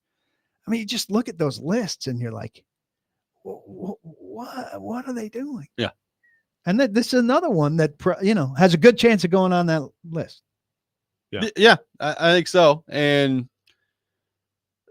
first off, the Bake Show, apparently, if you want to be a head coach, you just go be the offensive coordinator at Tampa Bay. The Bake Show will get you a job. He's That's the what's happened kingmaker. last He's year. going to have He is the his kingmaker. 9th coordinator in 9 years. Yeah, 9 years. It's unbelievable. But the last 2 years, he's been really good in Tampa Bay. So, Right. So maybe Canales and Cohen are just amazing. But again, Baker was good in Cleveland before he got hurt. He was good. He's really good, especially that 1 year when he smoked the Steelers in the playoffs. I mean, that was a very good. Especially when you factor in the Cleveland Browns tax. Very good. Like it's the Browns tax, the Jets tax. Hopefully, if you're a Titans fan, it doesn't turn into the Titans tax. Where it's how much good do you would have to pass through? Right, well, that's true. There's a slight requirement there that you have to have. That is true. Talented How do we guy know? has to pass through. PK, are you suffering like much of the country is from Chiefs fatigue? What do you make of the Super Bowl matchup? I was thinking about this. Here's my big issue. Like I don't have a rooting interest in NFL games generally. Regular season and everything. I get home from the Titans game. I watch Sunday Night Football. I don't really have a rooting interest. I just want to see a good game, But I get into the playoffs here and I develop a little bit of a rooting interest, like most of America. And then I'm disappointed and pissed off. And it's like watching the Yankees, in the world, not like that because that's my big passion. But so then I'm pissed off like everybody else. I don't like it. I'd rather be dispassionate about it and just kind of watch a good game and see a result. But I get into the Bills. I've got a good friend. One of my best college buddies is from Buffalo. He's into it. We're all texting about it. We're all, on the train for him and watching it and everything. And then I'm just as pissed off as everybody else about the calls and the insistence on the push left and all of that. And I wind up, grumpy on my Sunday night instead of I'd rather not care.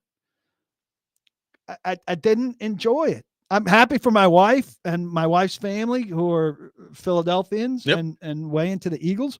And I'd really like to see the Eagles win. I definitely have Chiefs fatigue. I'm disappointed that the Bills couldn't find a way to win that game because I think, the Chiefs, as good as they are, the percentages come back at some point. And 17 in a row, one score game. They should. Yeah, that they've sustained it this long is remarkable. You have to give them credit and everything. But people tire of dynasties, right? I mean, it happened with the 49ers and the Steelers and the Patriots and everything. And I'm at that point, like seemingly everybody. But again, are there people out there that aren't Chiefs fans who are enjoying it? They're like, wow, this is a great football team. And I'm enjoying seeing this great football team be great. I don't know anybody I'll raise my hand a little bit because Swifties. Yeah, there you go. It's so remarkable. And again, like we are potentially here seeing history. There's a reason that no one's ever done 3 in a row. And like you said, usually teams regress to the mean and the close game thing. Mahomes, man. Again, he didn't get the MVP this year. He didn't have the numbers, but he is such the best player in the NFL. He just will make every freaking play you need to make. But would you have rather seen the Bills win that game? Yes. Oh, I was totally rooting for the Bills. But I'm saying, like, I am kind of appreciative, and I'm kind of switching to, like, I want to see history now. It's interesting to me, though, that there's such a universality that so many people are against. Universalness? No, the word I was looking for is the right word. I just couldn't say it. I really that so many people are against them, like seemingly everyone. During the Patriots dynasty, not everybody was against the Patriots. There were people who were into the Patriots. Yeah. I mean, I feel like there was a lot of people got sick. A lot got sick, but there were still some people that were like into the Brady Belichick thing. Yeah. I feel like more. Yeah. So I'm curious about that with this team and why that is. I mean, I have no idea to quantify that, but I don't know. I feel like there are a lot of people that were the whole world seemed to be celebrating to me when that undefeated team lost to the Giants. Didn't that seem like it to you? See, that was the one I wanted to win. You wanted them to win? Well, that was at that really point, history. I was like, just totally go undefeated. Why not? Same thing I'm just saying with the Chiefs. Let's see history. Yeah. Hey, a couple quick texts on the text line. Al says, Simon says, my dad is really old and not very positive. That's pretty good, I thought. A guy wants cheerleading. Dylan, they won 3 games. I come in here with pom-poms and balloons. Dylan has a very, I think, a valid point. So we're not allowed, we Titans fans are not allowed to root for Derrick Henry because he left Titans Ravens, but Paul can hope and pray and beg on his knees that Trevor Lawrence blossoms into a great player. You hypocrite. I didn't hope and pray and beg on his knees. And it is a bit of a contradiction. At a certain point, At a certain point, it's fine for you to root for Derrick Henry once it became clear that the Ravens having a hand in the Titans' playoff fate was it's about week 3. Yeah, was laughable. I still think it's odd to root for an arch rival, and I'll never back off of that stance. My favorite player on the Yankees goes to the Red Sox.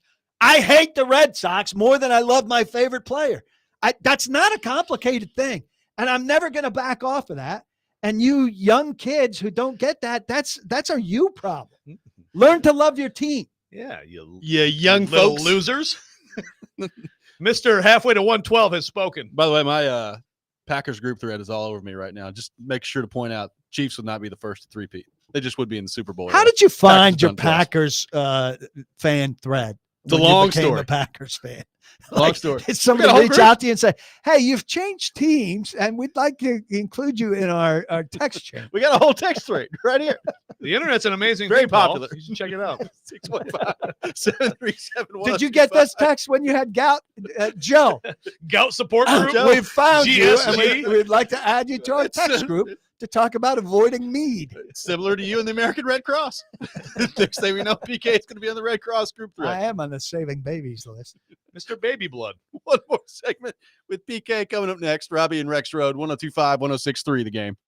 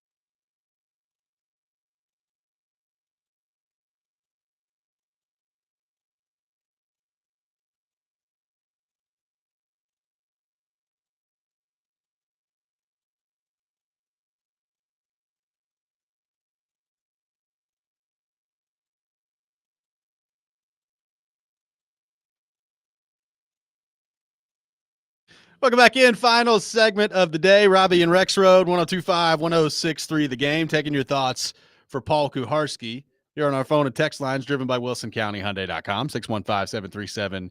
A lot of people with Chiefs fatigue out there on the text line.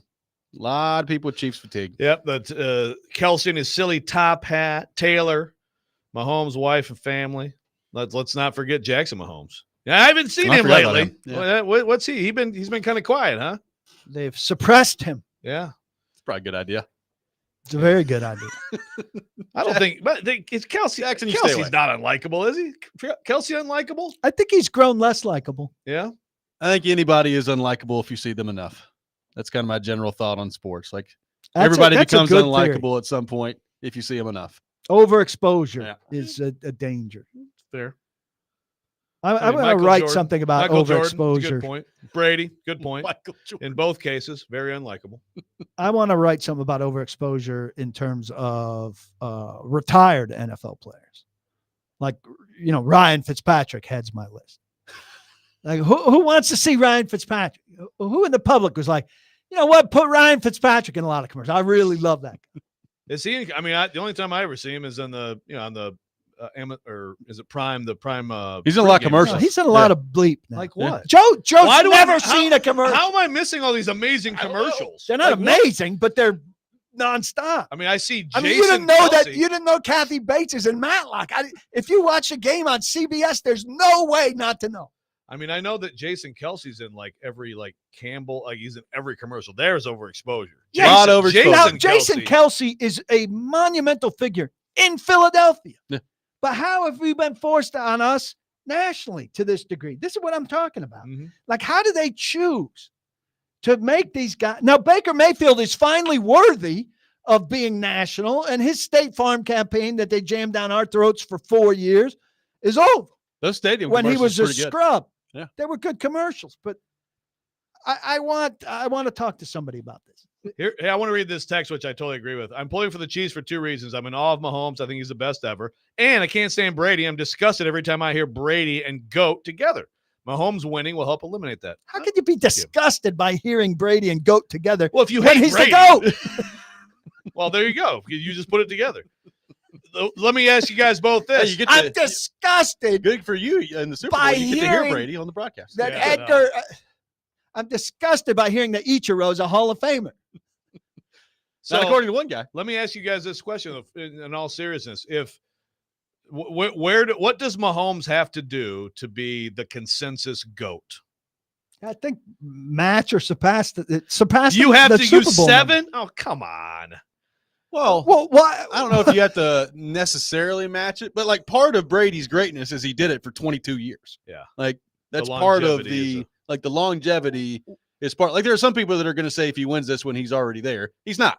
Like you've got to do this for longer. But Why- again, why is it if we're doing ridiculous? the longevity thing, then no one should ever even try to throw Jordan at LeBron anymore, right? I mean, because there's a sliding scale of things. There's a Are there sliding not? scale. Yeah. Right. if that's the case, then the Jordan's I just done. think Jordan's a better player. Okay. Well, then some people can't say that about Mahomes. You say he has to have 7 Super Bowls. I think Mahomes is a better player than Brady. Well, I think Sorry. I think in NFL context, it's going to be judged by Super Bowls by a vast majority of people. Super Bowls won. Okay. But I mean, Again, why then- are you complaining Then though? Brad He's Johnson almost- and Trent Dilfer are way better than, Dan Marino. Well, cool. Yeah, but those are Brad Johnson we underrated. understand the context of that, and those are on You're small right. on small scale. I think if Mahomes gets 5 and has longevity and has more numbers and everything, I think he'll be okay. I'm surprised you're being so defensive about this because the odds are He in hates his Brady. favor that he's going to match it or surpass it. I mean, at this stage of his career, how far ahead of Brady is he? This is, to me, I know we have to go. He's on a ridiculous But track. to me, this is it gets the ring counting thing gets a little bit much. It gets a little bit there's a lot of factors that go into this. But he might get 10. Yeah, Okay. I mean, he might. Well, yeah, Then you'll be fine counting his rings. Thank you. Well, how old will you be then? Well, right now, I mean, he How might many have does he 10. have? He's got 3. He's on his way to 4. He might have 10 in the next 6 years. Who knows? Yeah, 61 maybe. Are we gonna get to Howie? We're not. Text your question in, Howie. I'll ask him. PK, happy birthday. But not Thank when you you're for being with driving. us. Don't block the box, but lock your locks for me on my birthday. Happy birthday. Thank you, boys. Get It's you some been a pleasure. donuts on the way home. Yeah, That does it for us today. Chasing Big Joe coming up next. You're listening to 102.5, 106.3 The Game.